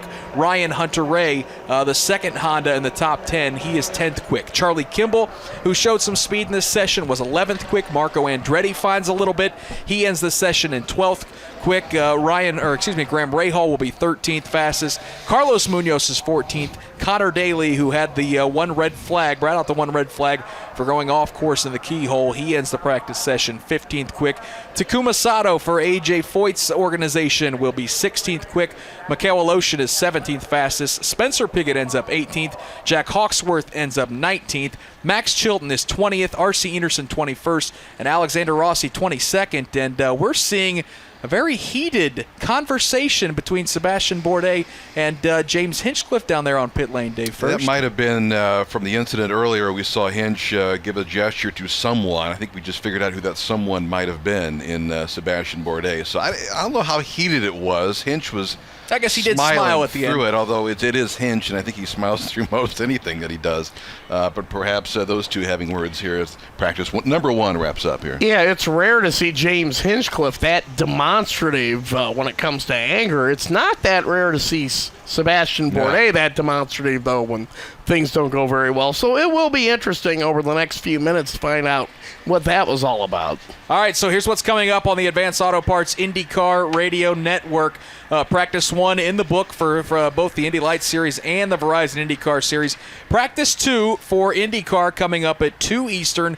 Join myself and Dave first. Rob Howden will be on pit lane. That practice session will last an hour and 15 minutes. And then the Indy Lights Series presented by Cooper Tires. They'll be back on the racetrack at 3:30 for a half-hour practice session. Jake Query, Rob Howden, and Dave First will have the call of that. Again, I want to thank all the great work by Jake Query down on pit lane. Appreciate Bruce Martin being in the booth for Dave First. My name's Nick Yeoman. We'll see you at 2 o'clock Eastern for practice 2 for the Verizon IndyCar Series from Mid-Ohio on the Advanced Auto Parts IndyCar Radio Network. This is the Verizon IndyCar Series on the Advanced Auto Parts IndyCar Radio Network. AJ Foyt.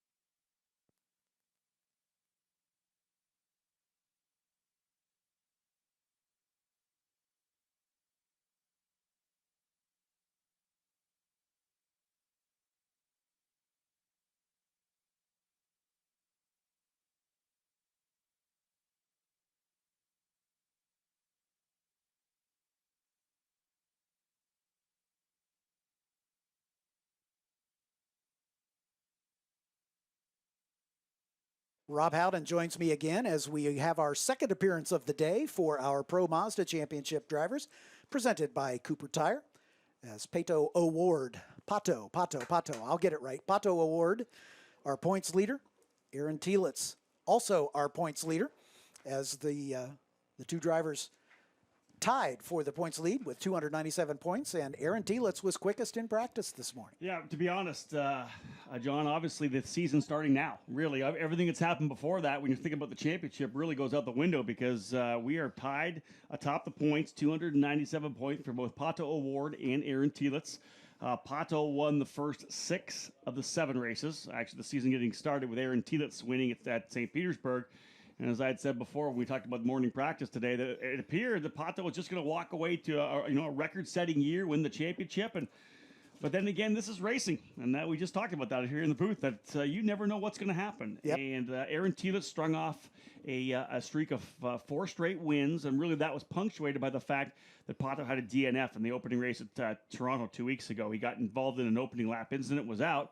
Ends up finishing dead last. Now only 10 drivers in the field, so still a 10th place finish, but it was enough to hit that point, hitting the points that allowed him to close up because, of course, Aaron's been unbelievably consistent all year long. So we're in an interesting place. We have 2 races here. We have a triple header at Mazda Raceway Laguna Seca to wrap up the season for see who wins the championship, and the title worth over $700,000, a scholarship to go run next year in the Indy Lights Series presented by Cooper Tire. It's amazing. This is going to be a tight race, and again, these Pro Mazda drivers having a full day of practice yesterday, full day of testing, let's call it that. Official promoters test day. They had an official practice session yesterday afternoon, and of course, boom, right into morning warm-up, morning practice. And now we're gonna go qualifying tomorrow morning. So another practice session for them to start things off. This will set the grid for the first race of the day tomorrow. The Pro Mazda drivers will be out for their race number 1, 30 minutes at 8:35 tomorrow morning. So this session will set the grid for that race. For their second race, it's determined by their fast time, either in qualifying or their fast lap time in race number 1. Exactly. It gives them a second chance at it. If they're able to go a little bit quicker than they qualified in that first race, they can use that time to set the grid for race number 2. It'll be a busy day for them tomorrow. They'll do a lot of racing, but not so busy. They race at 8:35 in the morning and then 6 o'clock at night. So there's a big gap in between the time that they actually get to go racing, but they will have 2 full races tomorrow. They're done tomorrow afternoon. Qualifying set to go, as you said, John. Should be exciting to see who steps it up here. It's really been a Team Pelfrey show all year long, whether it be the black and yellow and white car of Aaron Telitz or the primarily yellow car of Pagenaud Award and the number 80, the Topo Chico water sponsored entry. Of course, Telitz in that Rice Lake Weighing Systems number 81.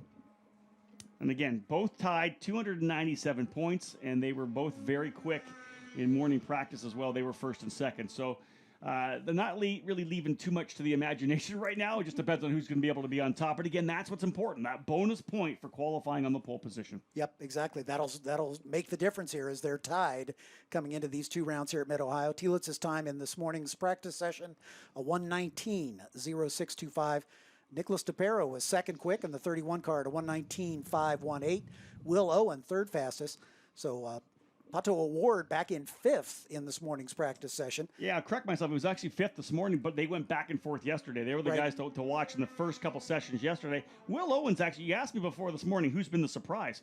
And it's kind of been Will Owen. He's really starting to get a hang of this racetrack. He's getting comfortable. He's pushing the limits. He's really rolling higher corner speeds, which is important. That separates the men from the boys in terms of the fact that anybody can be on the throttle, full throttle going down the straightaway. It's how much speed can you roll through the corner? How much earlier can you get off the brakes to get the car to roll again and get back to center and then get back on the throttle? And I think that Will's really become more comfortable with the race car. Solid young American driver, started in USF 2000, now in his second year in Pro Mazda. Aaron Telitz, of course, the top-placed rookie in the point standings. Nico Jamin in the number 2. 2, sorry. The deuce. Had a brain freeze? Gaseous. Whatever. Another one? We won't go from there. Anyway, Nico Jamin in the number 2 car, also third in the points overall. He and Will Owen tied for second and third, or third and fourth, excuse me. So we've got a tie at the front for Pagenaud and Aaron, and then Nico and Will tied for third and fourth. Jake Parsons, fifth in the points coming into this round here at Mid-Ohio. Like you say, with 3 rounds at Mazda Raceway Laguna Seca and 2 here, there's 5 races left. It's wide open still. That's Yeah. the great thing.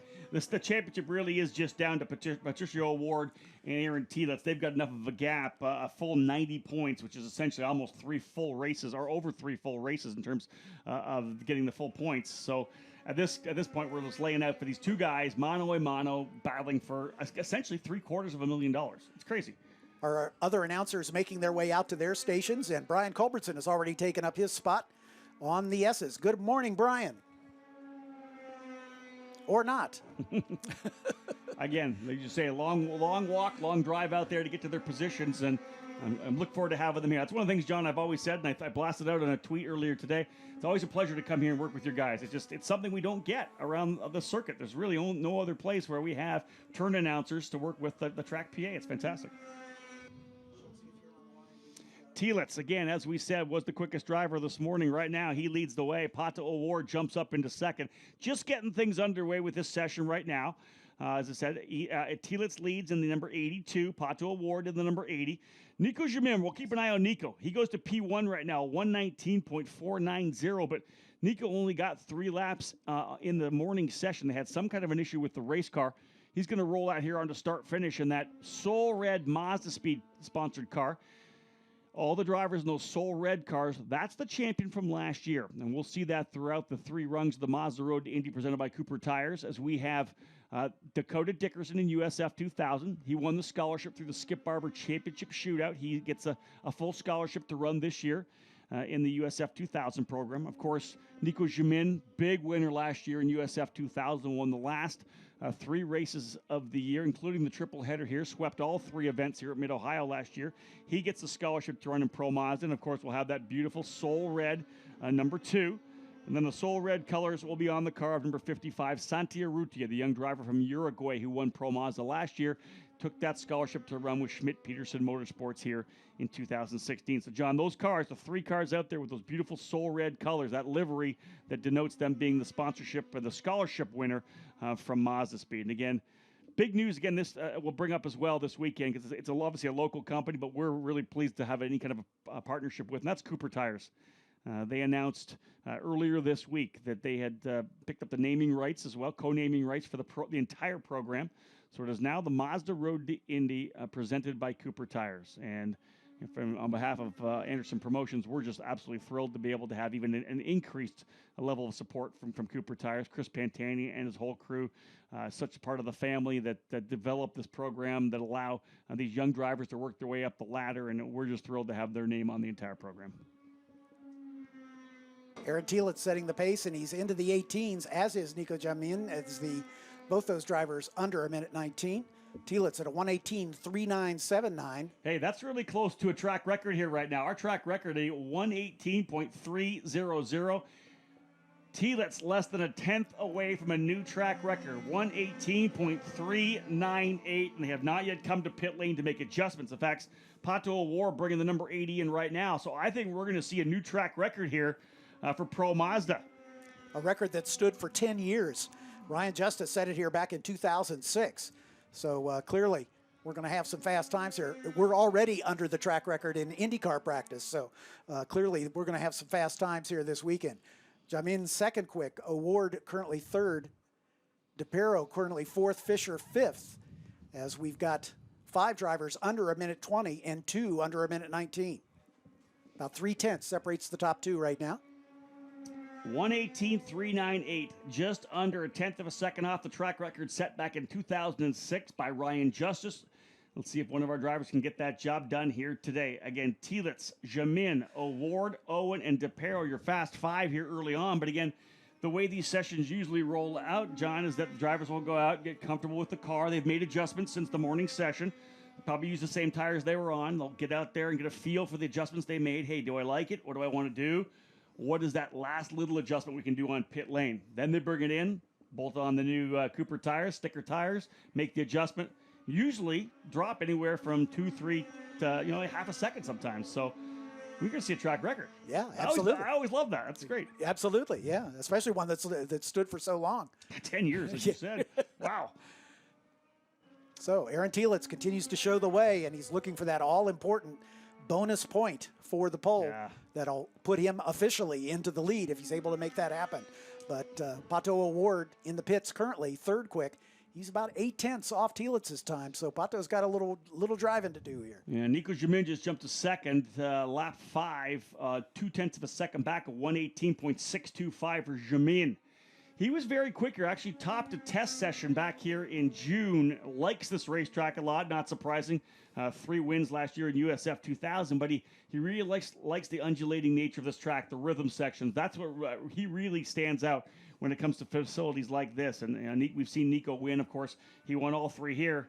Then we go to Mazda Raceway Laguna Seca, which has that same kind of feel to a certain extent, where there are some of those corners that are similar here. Now this track, with the carousel, with the S's, with heading into Thunder Valley through Madness, it's just such an amazing racetrack. Quite a bit different in terms of overall, I think, character than Mazda Raceway Laguna Seca, but there is some rhythm section there that you can make the comparison. Our provisional pole sitter rolls down the pit lane as he's going to come in for perhaps some adjustments. Or is he rolling out? I think he's headed back. No, I think his pit's clear down there at the west end. Yeah. Point leader up the far end of the grid, of course. Let's see what adjustments they make. This could be interesting. Both he and Pagenaud Award in the pits currently, so we'll see if either of the Team Pelfrey teammates, can improve on their time. But Jamin coming up from the USF 2000 championship a year ago in the Soul Red number 2. That's the color scheme for the scholarship winner from the previous series. Will Owen having a good run in 4th. It's funny, John, is that, Nico, a rookie in the series, as Aaron was. Now, of course, Aaron goes and signs up with the champion from last year, Team Pelfrey. Santiarucci winning the championship with them last year. So I think they had a good baseline set to move forward. Cape Motorsports won races last year as well with Neil Albarico. And I think that they figured they would be able to launch well again with Nico, but he's kind of been coming up to speed slowly. Didn't have the speed he wanted at the start of the year. Struggled a little bit with an issue at Lucas Oil Raceway on the Oval, the Carbonite Classic. But from Road America to Toronto, this is a young driver who's just starting to really get a good feel of this Pro Mazda car. He's getting more comfortable, more confident. Nico, if he doesn't put it on the pole here and win here, he's going to be disappointed. And you want that podium, and he'd love it, but he wants some victories. He wants to show that he can win here. So I would not be surprised to see him challenge here as well. He's only 0.2 of a second back right now, still on the racetrack. He'll be heading to pit lane here soon. We're, about 12 minutes into this session, still a ways to go. 18 and a half minutes remaining, yeah. So. Lots of time. So Telitz, 118.3, Jamin, 118.5. Then they have a full half second back to Pagenaud Award, a 119.1. Just 2 drivers into the 118s. TJ Fisher, 4th quick. He's in the pits currently. Will Owen, 5th. Nicholas DePero, another rookie in the series, currently 6th fastest. We're going to give a shout out to our 2 national class drivers, Bob Kaminsky, leading the car of Bobby Eberle. Kaminsky in the 57 at a 121.7. Bobby Eberle in the 13 car at a 121.8. So those 2 duking it out for the pole in the national class, separated by less than 1/10 of a second. Yeah, this is good. You're right. Just less than 1/10 of a second between Eberle and Kaminsky. Eberle leading the points, coming off a win in Toronto. He's been strong.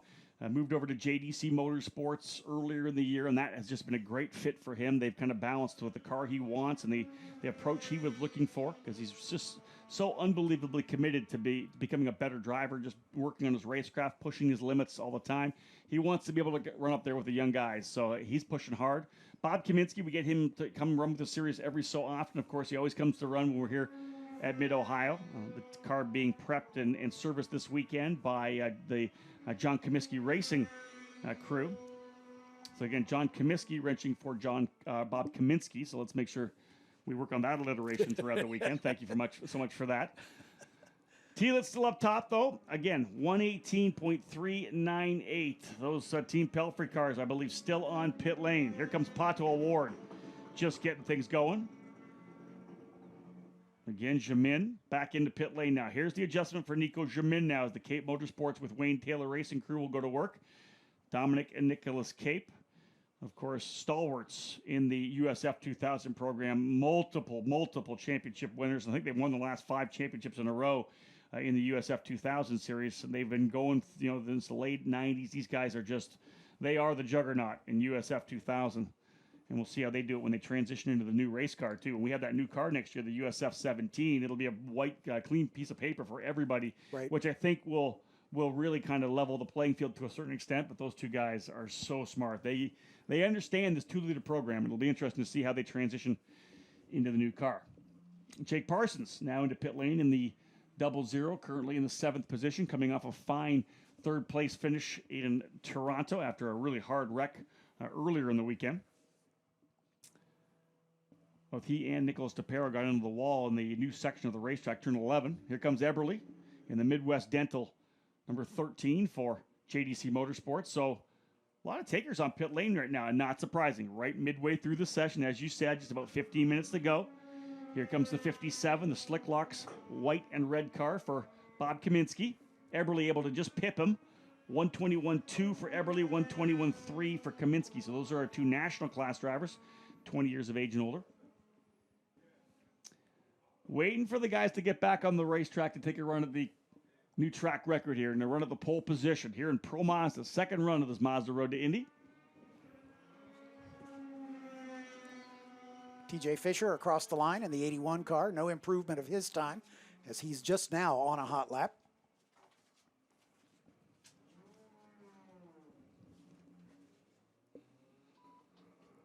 Mazda Road to Indy will be back on the racetrack at 1 o'clock. Our first of 3 races this weekend for USF 2000. Race number 1 of the 3, 1 o'clock. First race of the weekend, too. Get these guys underway. Yep. Wheel-to-wheel action for the drivers at the very first rung of this Mazda Road to Indy, presented by Cooper Tires. And unlike the other Road to Indy drivers this weekend, they have 3 races to contend. So it's a triple header for the USF 2000. Lots of opportunity to go wheel to wheel. Lots of opportunity to get big points as well, heading into the doubleheader finale, the Soul Red finale at Mazda Raceway Laguna Seca on the second weekend of September. Pato O'Ward goes third quick, a 1:18.86. So he's now in the 1:18s, about a half a second off his teammates' session leading time, a 1:18.39.79 for Aaron Telitz. Nico Jamin, second quick. Pato O'Ward, third. TJ Fisher in 4th spot. Will Owen rounds out the top 5 right now. First real flyer on hot tires as well for Pato O'Ward, so we'll continue to keep an eye on him. The other drivers onto the racetrack now. TJ Fisher still on in the 81. The 82 of Aaron Telitz has gone back on track, as has the number 2 of Nico Jamin, the guys that we're expecting to challenge here for the pole position in qualifying. Coming out of the carousel here now comes Jamin in that beautiful Soul Red Mazda-sponsored car. And again, just waiting for Aaron Telitz, Nico Jamin, and Pato O'Ward to drop the hammer here. They got the new rubber on. They've made adjustments to the race cars, and we have now 13 minutes remaining in this qualifying run. Into the second half of this session. Most of the teams have come in, made some changes, and are heading back out. It's one thing I love about the qualifying and just the entire race weekend. And I think race fans who may be enjoying themselves watching some of this, it's that progression from the race car that you bring from the first session of yesterday. We had a full test day yesterday, promoters test day. We wrapped it up with the official practice sessions at the end of the day as well for USF 2000. It's a long run from that first race to the first session you're on the racetrack to the final race. That's the progression of trying to build your setup, trying to get a feel for the racetrack, because the racetrack is constantly changing as well. It's a living being throughout the weekend. It's obviously always adapting, always evolving with more rubber. If rain comes, that's going to change things as well.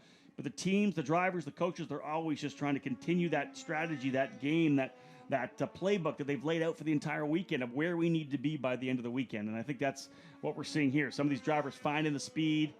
You're allowed to make a mistake in setup because you still learn. Even though you may have made a change to the car and it's not good, and let's say you lose 0.2 of a second, there's nothing wrong with that because you just learn more about the car. It doesn't like this particular adjustment. You can go in the other direction.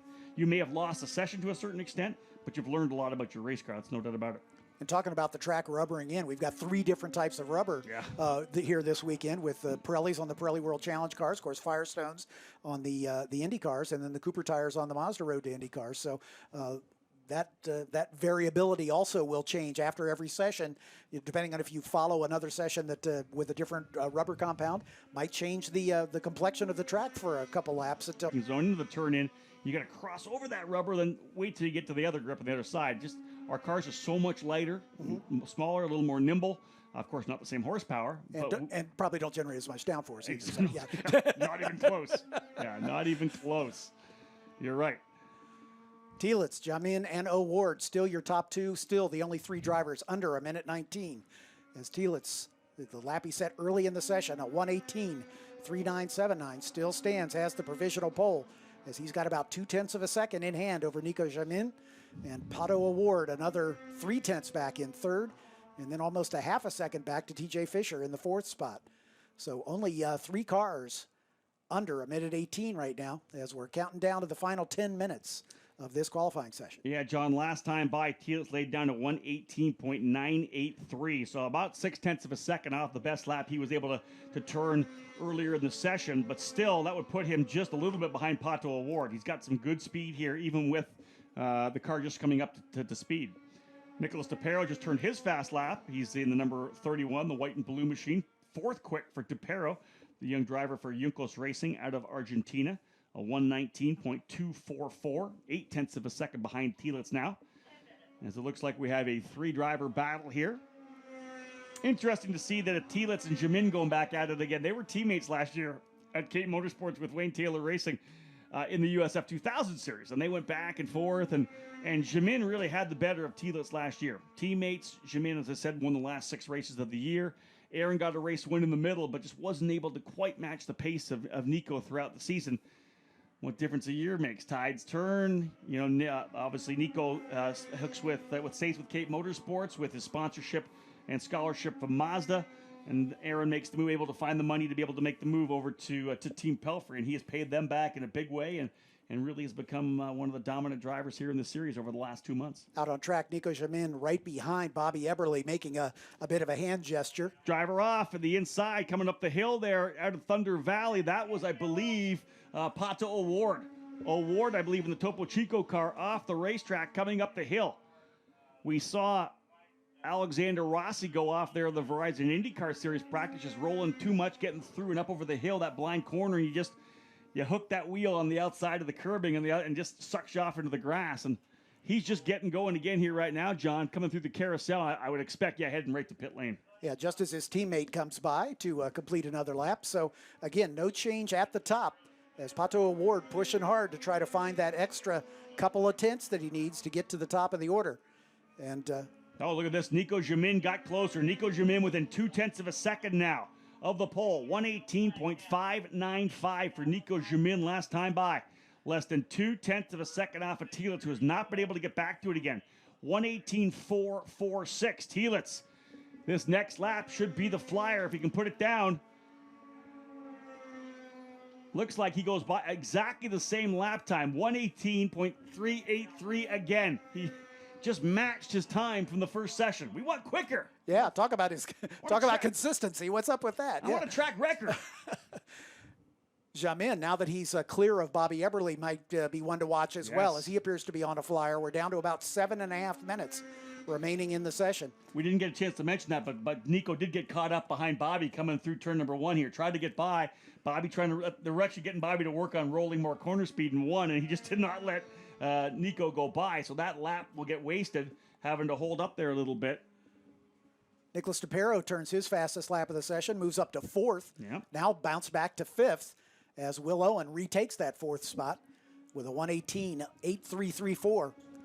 And that's that battle within the team as well in Hinchcliffe Racing. Will Owen in 4th, Nicholas DePero in 5th, and now Jake Parsons in 7th. Oh, new fast time. We have a new fast time. They just went back and forth. Nico Jamin took it away, and then I believe Telitz able to grab it back again. A new track record. New track record laid down by Aaron Telitz at 1:18.267, I believe. 1:18.207, I believe that is. Yeah. Again, our scoring monitor, the top line is just about halfway off the top of the screen, so it's a little tough to see. But Nico Jamin also turned his fastest lap, and not quite at the lap record pace, but he's only 1.5 off of Aaron Telitz's time. So Telitz at a new track record pace. Mind you, this is a 10-year-old track record that he has just eclipsed by about 1.5. His teammate, Pagenaud O'Ward, who had that spin just a couple laps ago, is going to have to hustle to get back on the pace because he's about a half a second off the provisional pole. Yeah, I'll tell you, Aaron Telitz is knocking out some track records. He reset the track record at Road America in Pro Mazda as well. Just did it here right now at Mid-Ohio, a 118.287, almost a full tenth of a second quicker than the mark set back in 2006 by Ryan Justice. So Aaron Telitz now goes P1, 118.207. But he did it just as Nico Jamin had taken over the top time. Nico wasn't able to set the track record time. Jamin to the top, 118.138. Nico Jamin takes over the top spot by 0.06 of a second over Aaron Telitz. He's going back out. He's going straight through. Maybe trying to get some open racetrack. Looking for some room, I'm thinking. Yeah, that could well be it. Will Owen sets his fastest lap, moves up into third spot. Whoa, ahead of Award. Yeah, 118.62. Pagenaud Award has got to get himself a Pagenaud Award. I'm going to get it right before the end of the weekend. Pagenaud Award has got to get himself together here as he is now fourth quick and about 0.6 of a second off Nico Jamin's new lap record time. Wow. 2 cars under the lap record, both Jamin and Aaron Telitz under the old lap record. So the fact that Telitz doesn't get the pole position, if he does not indeed get it, it's not going to hurt him that much because at least it wasn't his teammate that got the bonus point. Right. Jamin, as we said, not really in the hunt in terms of championship, but I'll tell you, what a run here for Nico Jamin. Okay, being updated that the reason why Aaron came through was for a drive-through penalty potentially. We'll get the update on this. Jamin's going to bring the number 2 now into pit lane here. Let's see if he goes to his pit stall or whether he gets a drive-through as well. Now he's going to go right to pit lane, right to the stall. So 4 minutes remaining. Wow. Nico Jamin into pit lane here right now, having set a new track record, 118.138 for Jamin. 118.207 for Aaron Telitz, just 0.06 of a second separating first and second. Jamin, Telitz, Owen, Award, and DePerel, your fast 5.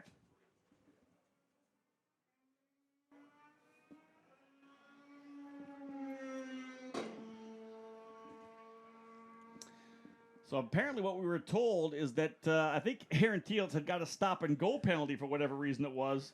Didn't stop and went straight through. That's why they gave him another drive-through penalty. So I'm unsure what the penalty was at this point. I'll update that so that we can give it to you at the start of the race tomorrow. I can fill everybody in when we come back on air here for the USF 2000 race. But I'll tell you, Nico Jamin, he is going to be a pleased French driver today because he has been able to put himself on the top of the charts with the best lap thus far. A new track record here today for Nico Jamin, again, with about 2.5 minutes remaining.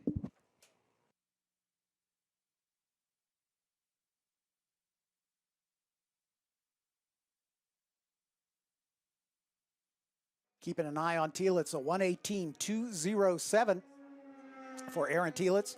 0.68 of a second off the pace set by Nico Jamin. So Telitz still out there hustling.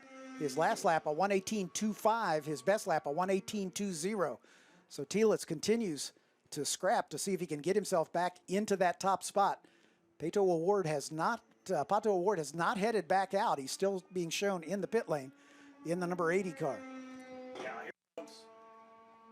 Here comes Aaron Telitz in the pit lane once again. We're unsure exactly what happened there in terms of the penalties he was given or why he came into pit lane, whatever it may be, but he's in there now, and it's done because there's 2.5 minutes remaining. There's no sense of heading back out. Most drivers actually getting pushed back and I think starting to head themselves back into the paddock area. So this qualifying session, for all intents and purposes, looks to be pretty much done. Bob Kaminsky and Bobby Eberle, we believe, still on the racetrack. They're not quite done scrapping it out here for the top time in the national class. But, John, man, what a good session here. New track record laid down. I think you and I talked about it. I wasn't sure if they'd be able to do it based on the times that they had turned in testing and, of course, yesterday as well. But, wow, they were able to make it happen here in the high heat of the day. That's the other thing that I was confused about, thinking that it was going to get so much warmer. It was like 65 degrees this morning. It's got to be 75 down there now, maybe even closer to 80 degrees here. And for Nico Jamin to lay down a 118.136, again, just showing how he has got more comfortable throughout this year. Every time we come out, he's just getting better and better. Podium finish at Road America, 2 podiums at Toronto.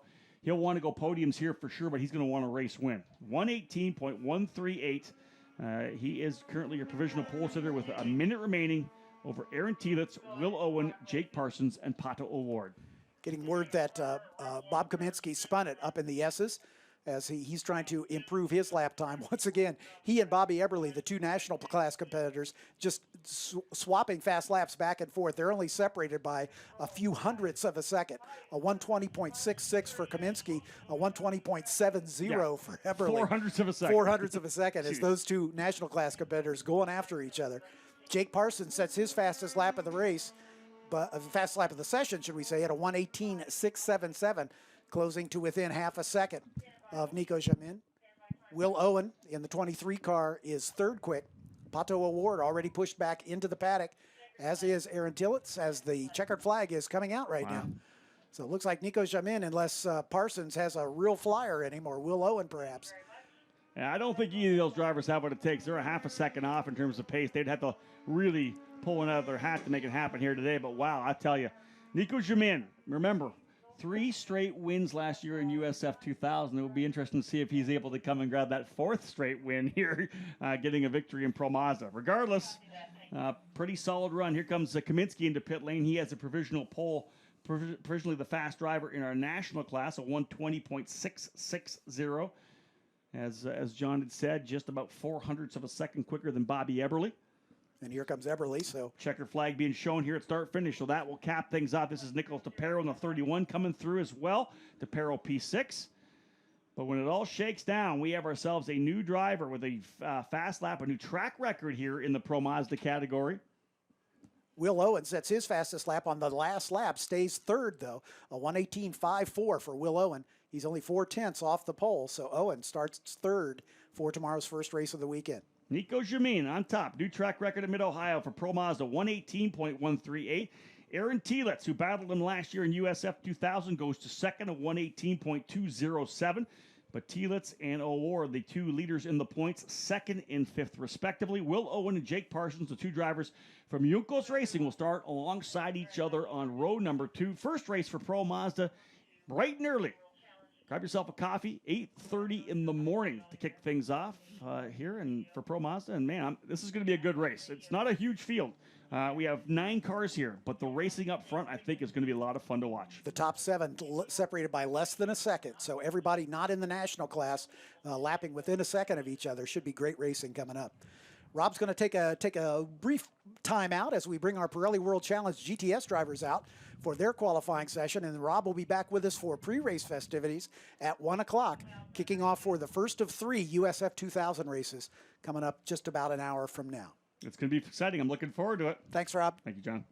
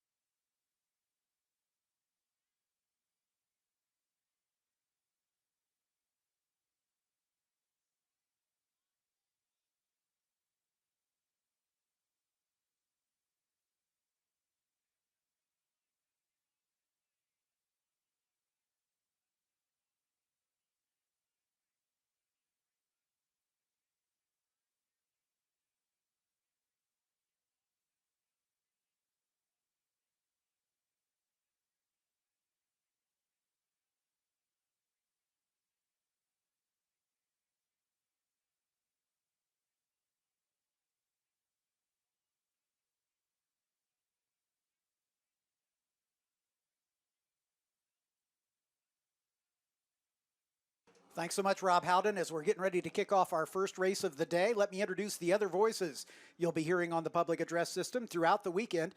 Unfortunately, we're having a technical problem with Rusty Bell's microphone. We're going to try to get that sorted out. But as the cars head down the long back straightaway and into the area of the course that we affectionately call Madness, they come into the view of Brian Culbertson. Hey, Brian. Hey, John, and hey, Mid-Ohio. We are happy to be here, ready to kick off this USF 2000 powered by Mazda on the Cooper tires. Looking forward to this. Our 2 points leaders right at the front end of this field. When they come down into the S's for the first time, or Madness as we like to call it, tell you what, the points race will be in earnest at that point. The drivers will make their way through the S's on the first lap, out of my view and underneath the Honda bridge, and into the view of Tom Michaels. Great to have Tom with us again. Tom, good afternoon, sir.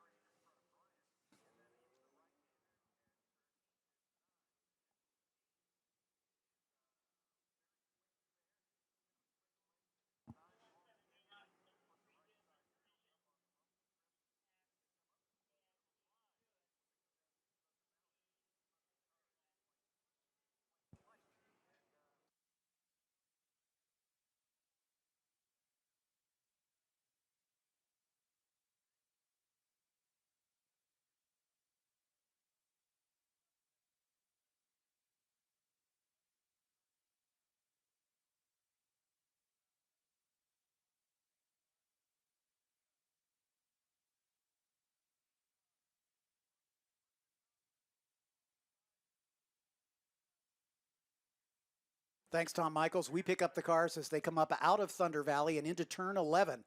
The fast left-hander as the pace car already pulling away from the field. The starts for our races for the Mazda Road to Indy this weekend will be right here in front of us on start-finish. We'd like to introduce our honorary flagger, Jacob Hayward. Guest of Allied Building Products will be waving the green flag to get this race underway. A breathless Rob Howden has joined us in the booth. Rob, we're about to go racing for 30 minutes. Yeah, quick run up from pit lane, and you are right. There's been talk about starting here at the start-finish. Let's see what happens. Again, Martin on the inside, Thompson on the outside. Great lineup for these drivers. Perfect speed. They'll have to punch off quickly, and away we go. Green, green, green. Racing into turn number 1. Opening corner, obviously the most crucial. Everyone trying to get through cleanly. Front 3 drivers looking good right now. Very good start for both Martin, Thompson, and Dickerson. Again, that first run down into the keyhole, though, John, always very important. They'll try to make a move to the inside. You'll see them span 2, 3 wide coming into the corner. Looks like Franzoni to the inside of Dickerson coming to turn number 1. Or turn 2, they'll roll out of that downhill keyhole section, back onto the straightaway for the first time, right into the view of Rusty Bell. Rusty, unfortunately, has microphone issues. Thank you. Great, I was ready. Great throw, bud. But we'll pick it up with Brian Culbertson as the leaders making their way down through the kink. They should be in Brian's view right about now. Right now in the paddle is for second spot. Martin's able to slip away from the field. Thompson, your point leader, just barely able to hold on to second spot. The number 9 coming up, Franzoni, takes over that third spot, and he was almost up to second when they got down to the brake zone in front of you, Tom.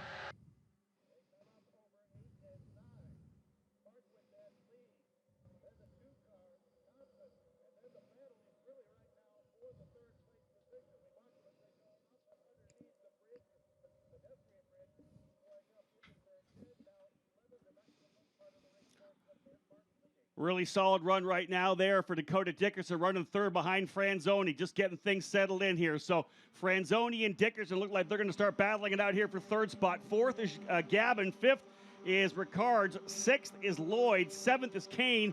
Eighth, Listoshka. Ninth is Agron.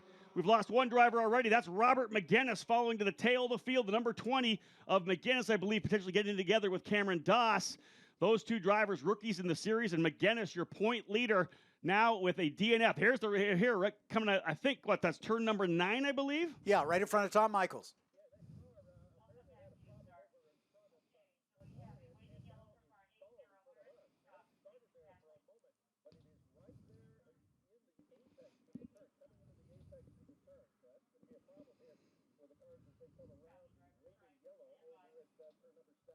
Leaders in my view right now. Martin's still out front, the number 2 of Thompson, then the number 9 of Franzoni. Those 3 cars right now are going to be coming under that yellow flag. Martin has got out to a big lead. The home ultra safety truck coming out of the station. We're going full course yellow, guys, full course yellow. That's going to bunch it up. Martin had a big lead already, and that's going to evaporate.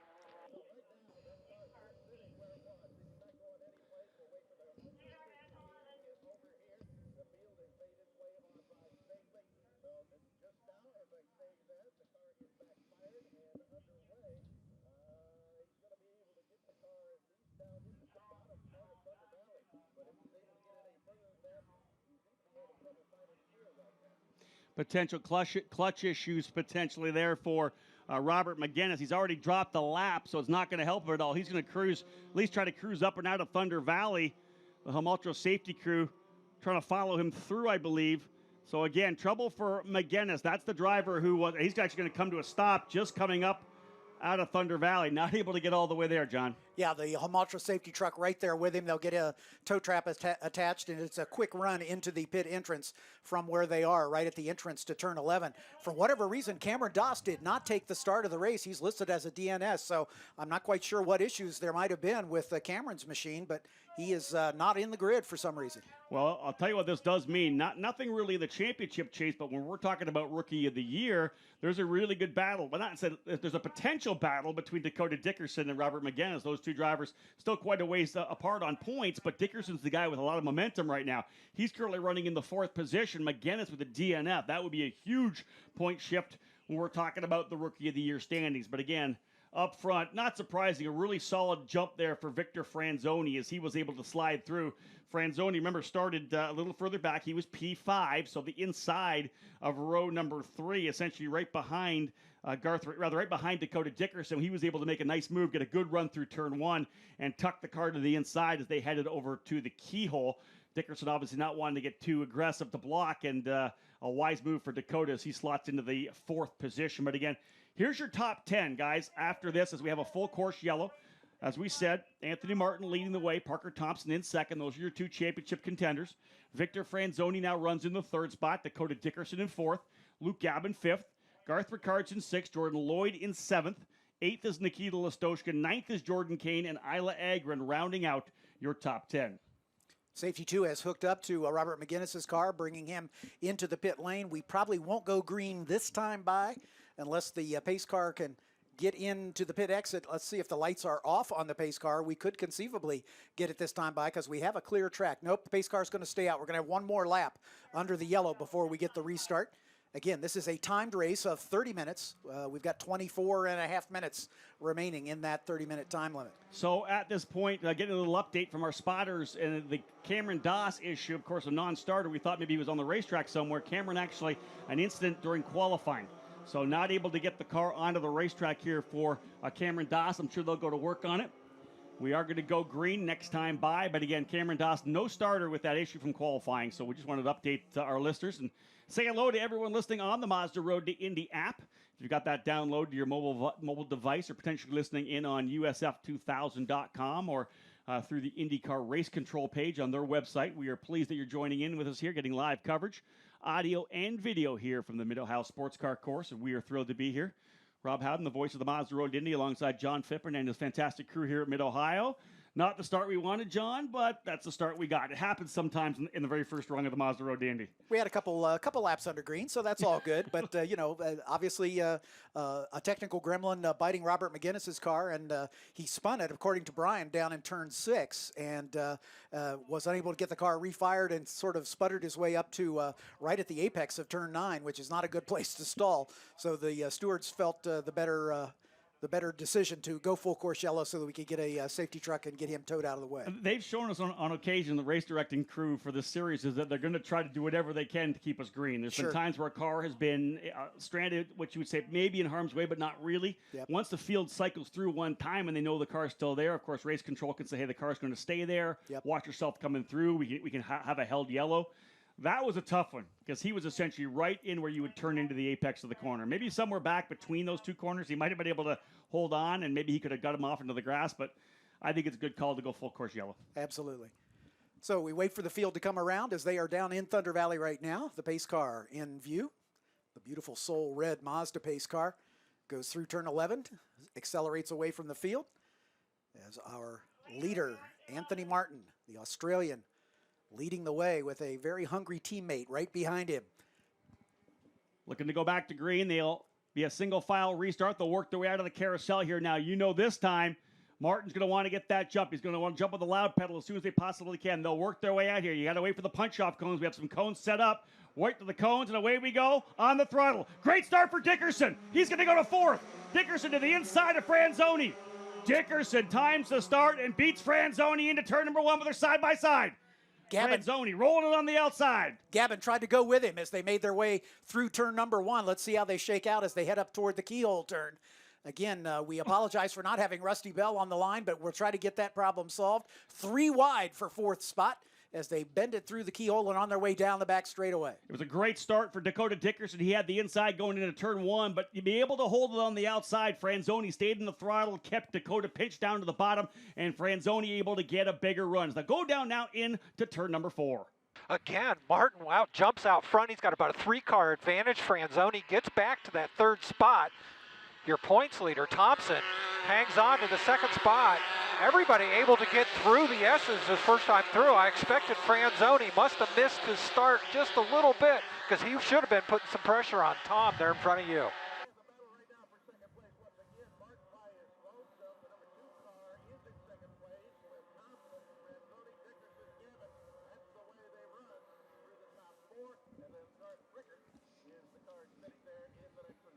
First and second place drivers in different places in the points. Remember, Martin had that issue, a DNF in Toronto in the opening race. Thompson able to put together a couple of podium finishes, so Parker Thompson has a little gap to deal with. He'll have the car he has. Right now, a second place finish here would not be the worst thing for Parker Thompson. It's the DNF that'll be trouble. Thompson's just going to want to do whatever he can to make sure that he stays out of the grasp of Franzoni, although still a pretty impressive run here for Anthony Martin to come back after what was a very difficult weekend in Toronto. They'll roll themselves through the keyhole now again. Thompson trying to hold them off because Franzoni and Dickerson's there as well. Gavin and Lloyd. So really 5 cars battling right there as contact into the keyhole. That's, I believe, Tazio Otis going around in the keyhole. It's going to an exact... Yeah, I think that's Tazio Otis off in the JDC Motorsports car. He'll loop it back around, but again, back up front. Great run here for Anthony Martin. Yeah, Martin turns the fast lap that time, and he is stretched out to almost a 2-second advantage over the field here. Franzoni able to close up just a little bit on Thompson, but coming at you, Tom Michaels is the leader. Martin with a big advantage.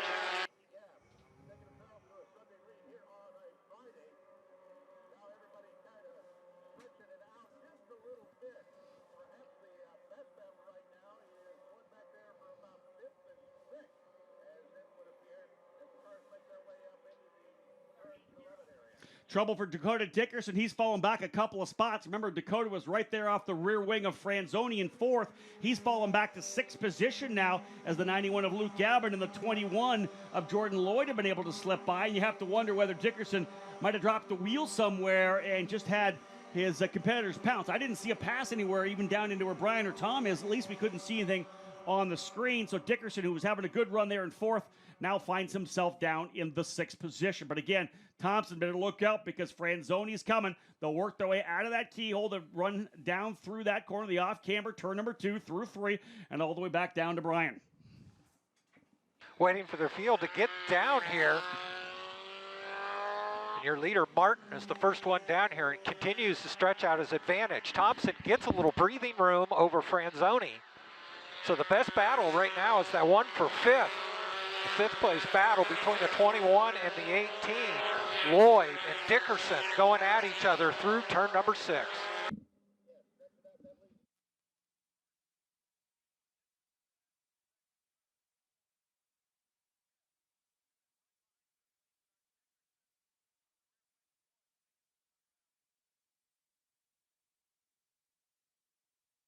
Onto the front straightaway they come as issues for Robert McGinnis's car, the 80 car, they apparently had an electrical issue. They've swapped a couple relays in that car, going to try to get him back underway. As we did see him out on track. He's lost 5 laps to the lead of the race, but obviously if he can get out there and turn some laps, he might be able to salvage some points. Well, the bottom line for Robert is he needs the track time here. He's a rookie. Let's get him out there and get him driving, but also the opportunity to turn a fast lap. If he's able to get the car working and drops the fast lap of the race, that's where the bonus point, plus it'll help him potentially in the where he's going to start race number 2.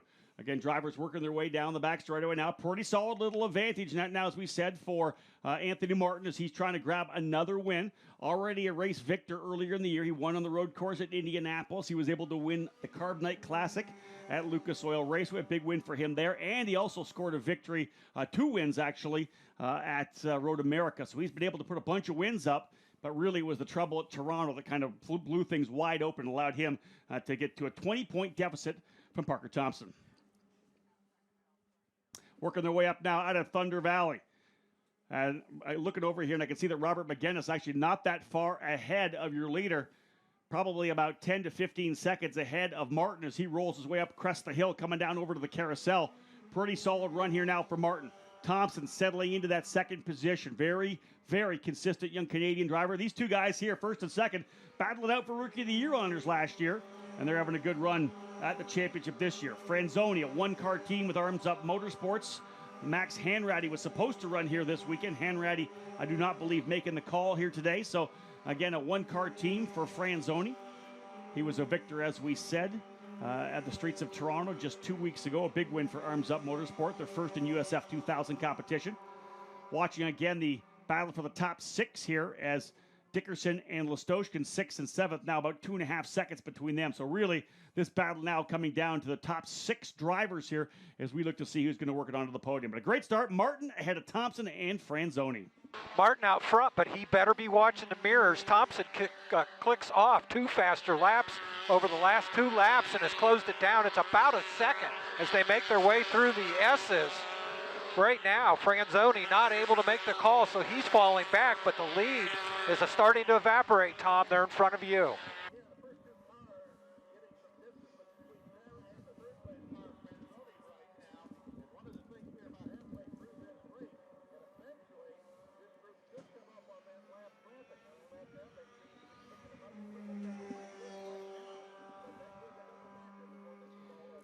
Yeah, Robert McGinnis lapping in the 123, so he's not that much slower than the cars behind him. It'll be a while before they catch him if he can maintain that pace.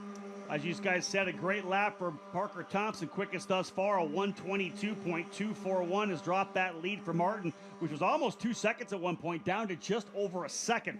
So Martin a little slower, about 0.2 slower than Thompson last time by, and so Parker just going to try to whittle away.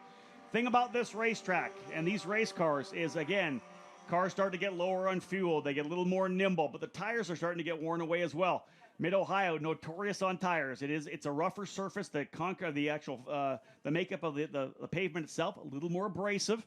So these drivers have to watch out. If they push too hard early and burn the tires up, it could be trouble. And that could be what Anthony Martin is dealing with right now as he's finding that lead evaporating. Last time by the stripe, it was down to just over a second over Parker Thompson. Franzoni, another 1.5 seconds back. Gavin, about the same interval. I'm a little surprised at Dickerson. I'd expected more from Dakota Dickerson, having qualified so well, but after he fell back to 6th, he's just not been able to answer with any kind of challenge. Guys being told a drive-through penalty for Sam Chastain in the number 77, I believe, for getting into the back of Tazio Otis and looping him around in turn number 2. We talked about Otis and that JDC Motorsports blue and black number 72, looping it over in the keyhole, and indeed the race director has deemed that was on Chastain in the 77, so he'll do a drive-through that'll drop him from where he was, and that was, I believe, in the 15th position. But again, settling in now for USF 2000. As you guys said, it's a 30-minute time session for these drivers, however many laps they can knock out in that 30-minute session. Watching the lead grow again, actually, guys. A fast lap for Anthony Martin as he lays down a 122.095. So as they work their way down the back straightaway here right now into the view of Brian Cuthbertson, he's going to find out that lead between Martin and Thompson has actually grown a little bit. Yeah, Martin definitely looked in his mirrors and picked it up. He's picked up a 0.5 second, but under braking, Thompson fights back. These two guys are putting on a duel at the front of this field here. It's about 1.1 seconds by me here at the top of turn number 5 at Mid-Ohio. Tom, coming towards you right now. Thompson's got a lot of work to do, but he's getting closer.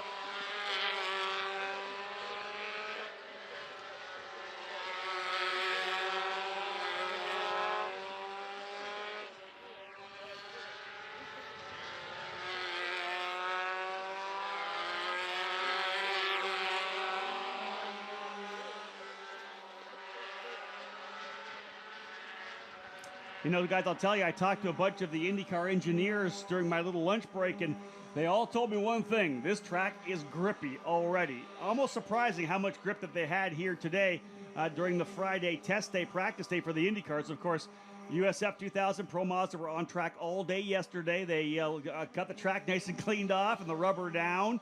And even though Cooper tire rubber doesn't actually work that well, or the Firestone rubber doesn't work that well with the Cooper rubber that we lay down, they did say that the track is unbelievably grippy today. So we're talking about these cars being on rails, not surprising. The temperature's there, the tire technology is there from Cooper, the grip is there, and these drivers having to learn where to place the car on the racetrack. Watch the battle for fourth. It looks like Jordan Lloyd is closing down on Luke Gavin for fourth spot. He's got it down under a second. You're right, John, he does. He's got it down to about 0.3 of a second over the top of 5. He's closing it up here. We were talking about the track. We've had just enough sunshine to warm it up, and then now just enough clouds. It hadn't got too hot here, and the track is in great shape.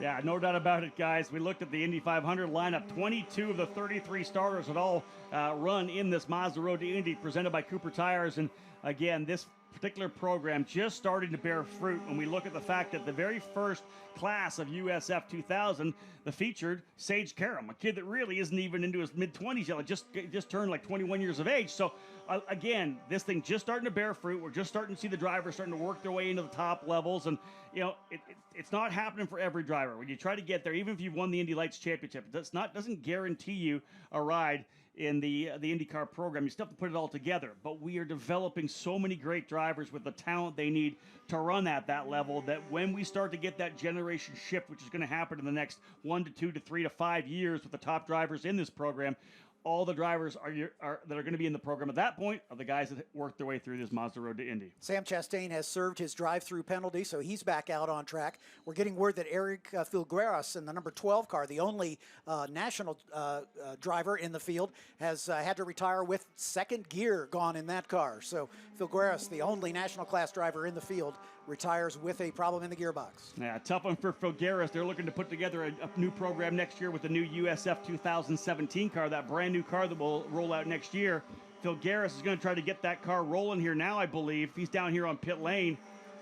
Indeed, he'll roll it back out. I'm not sure if he'll just bring it back to pit lane here, or rather back to the paddock at this point, but nonetheless trouble for that black and gold Spencer Racing number 12.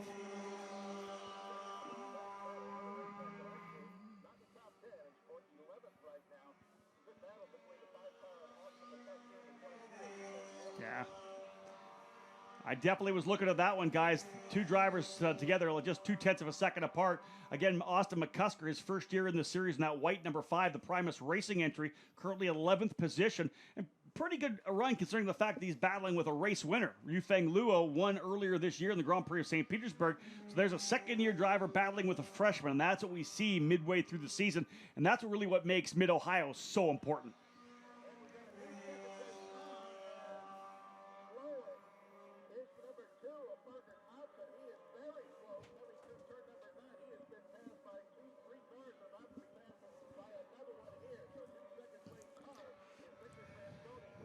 Rob, what were you saying about Thompson not wanting a DNF? It looks like he may be headed that way. Unbelievable. He slows coming up over the hill to the crest of the hill. That is trouble for Parker Thompson, the point leader, slowing, coming through the carousel, and he'll go to pit lane.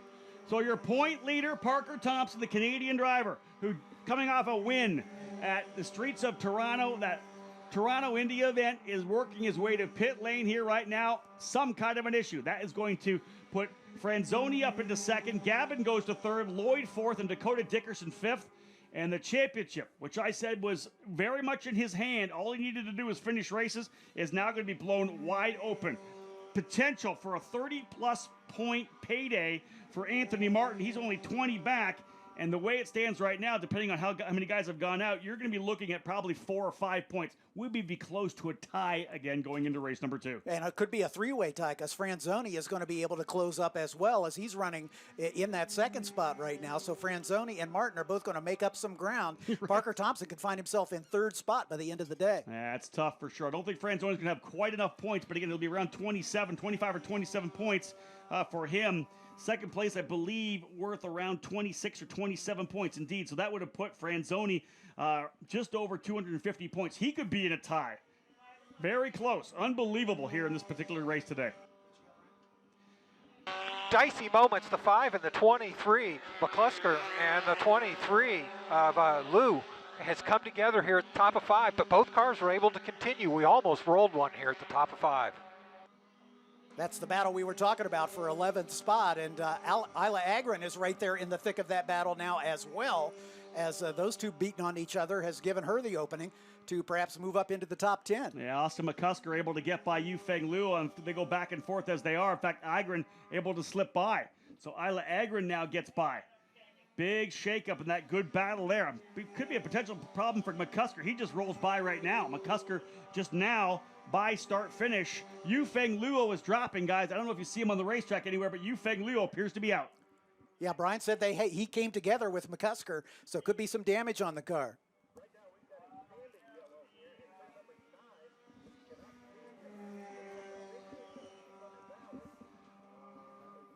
There he is right there.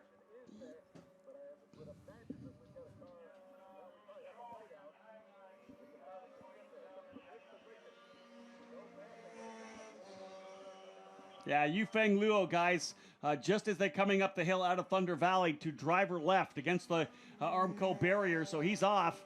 Not really an area to really worry about right now. We'll see if we're going to go full course yellow or not, but the yellow being thrown in that corner, as you said, Tom. We'll see what happens here. Looks like around 5.5 minutes remaining in this race, I believe. Martin, your leader. Franzoni second. Gavin third. Championship blown wide open again, just like it was on Saturday in Toronto. Jordan Lloyd in fourth. Top rookie right now is Dakota Dickerson in fifth. Listoshkin sixth. Ricard's seventh. Jordan Kane eighth. Lucas Cole ninth. And Isla Agron up into the top 10. And as we talked about, John, at the top of this broadcast, anything can happen in racing. McGinnis with a pretty solid lead over Dickerson in the Rookie of the Year standings. That's blown wide open because right now Dickerson 5th, McGinnis 20th.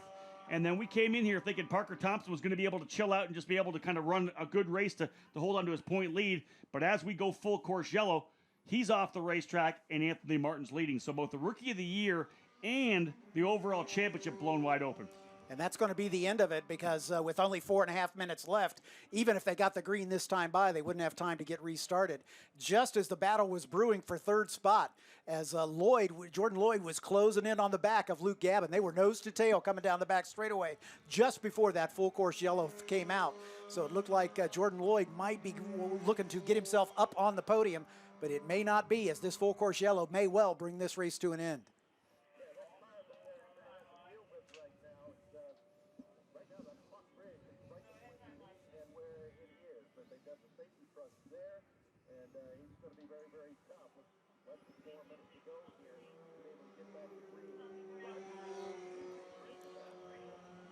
Anthony Martin's done exactly what he needed to do. He's got the fast lap time. That gives him the points there, and looks like he has got this win. If we continue into this full course yellow, looks like the clock's going to run out, and Anthony Martin has just, done everything he can for the points lead.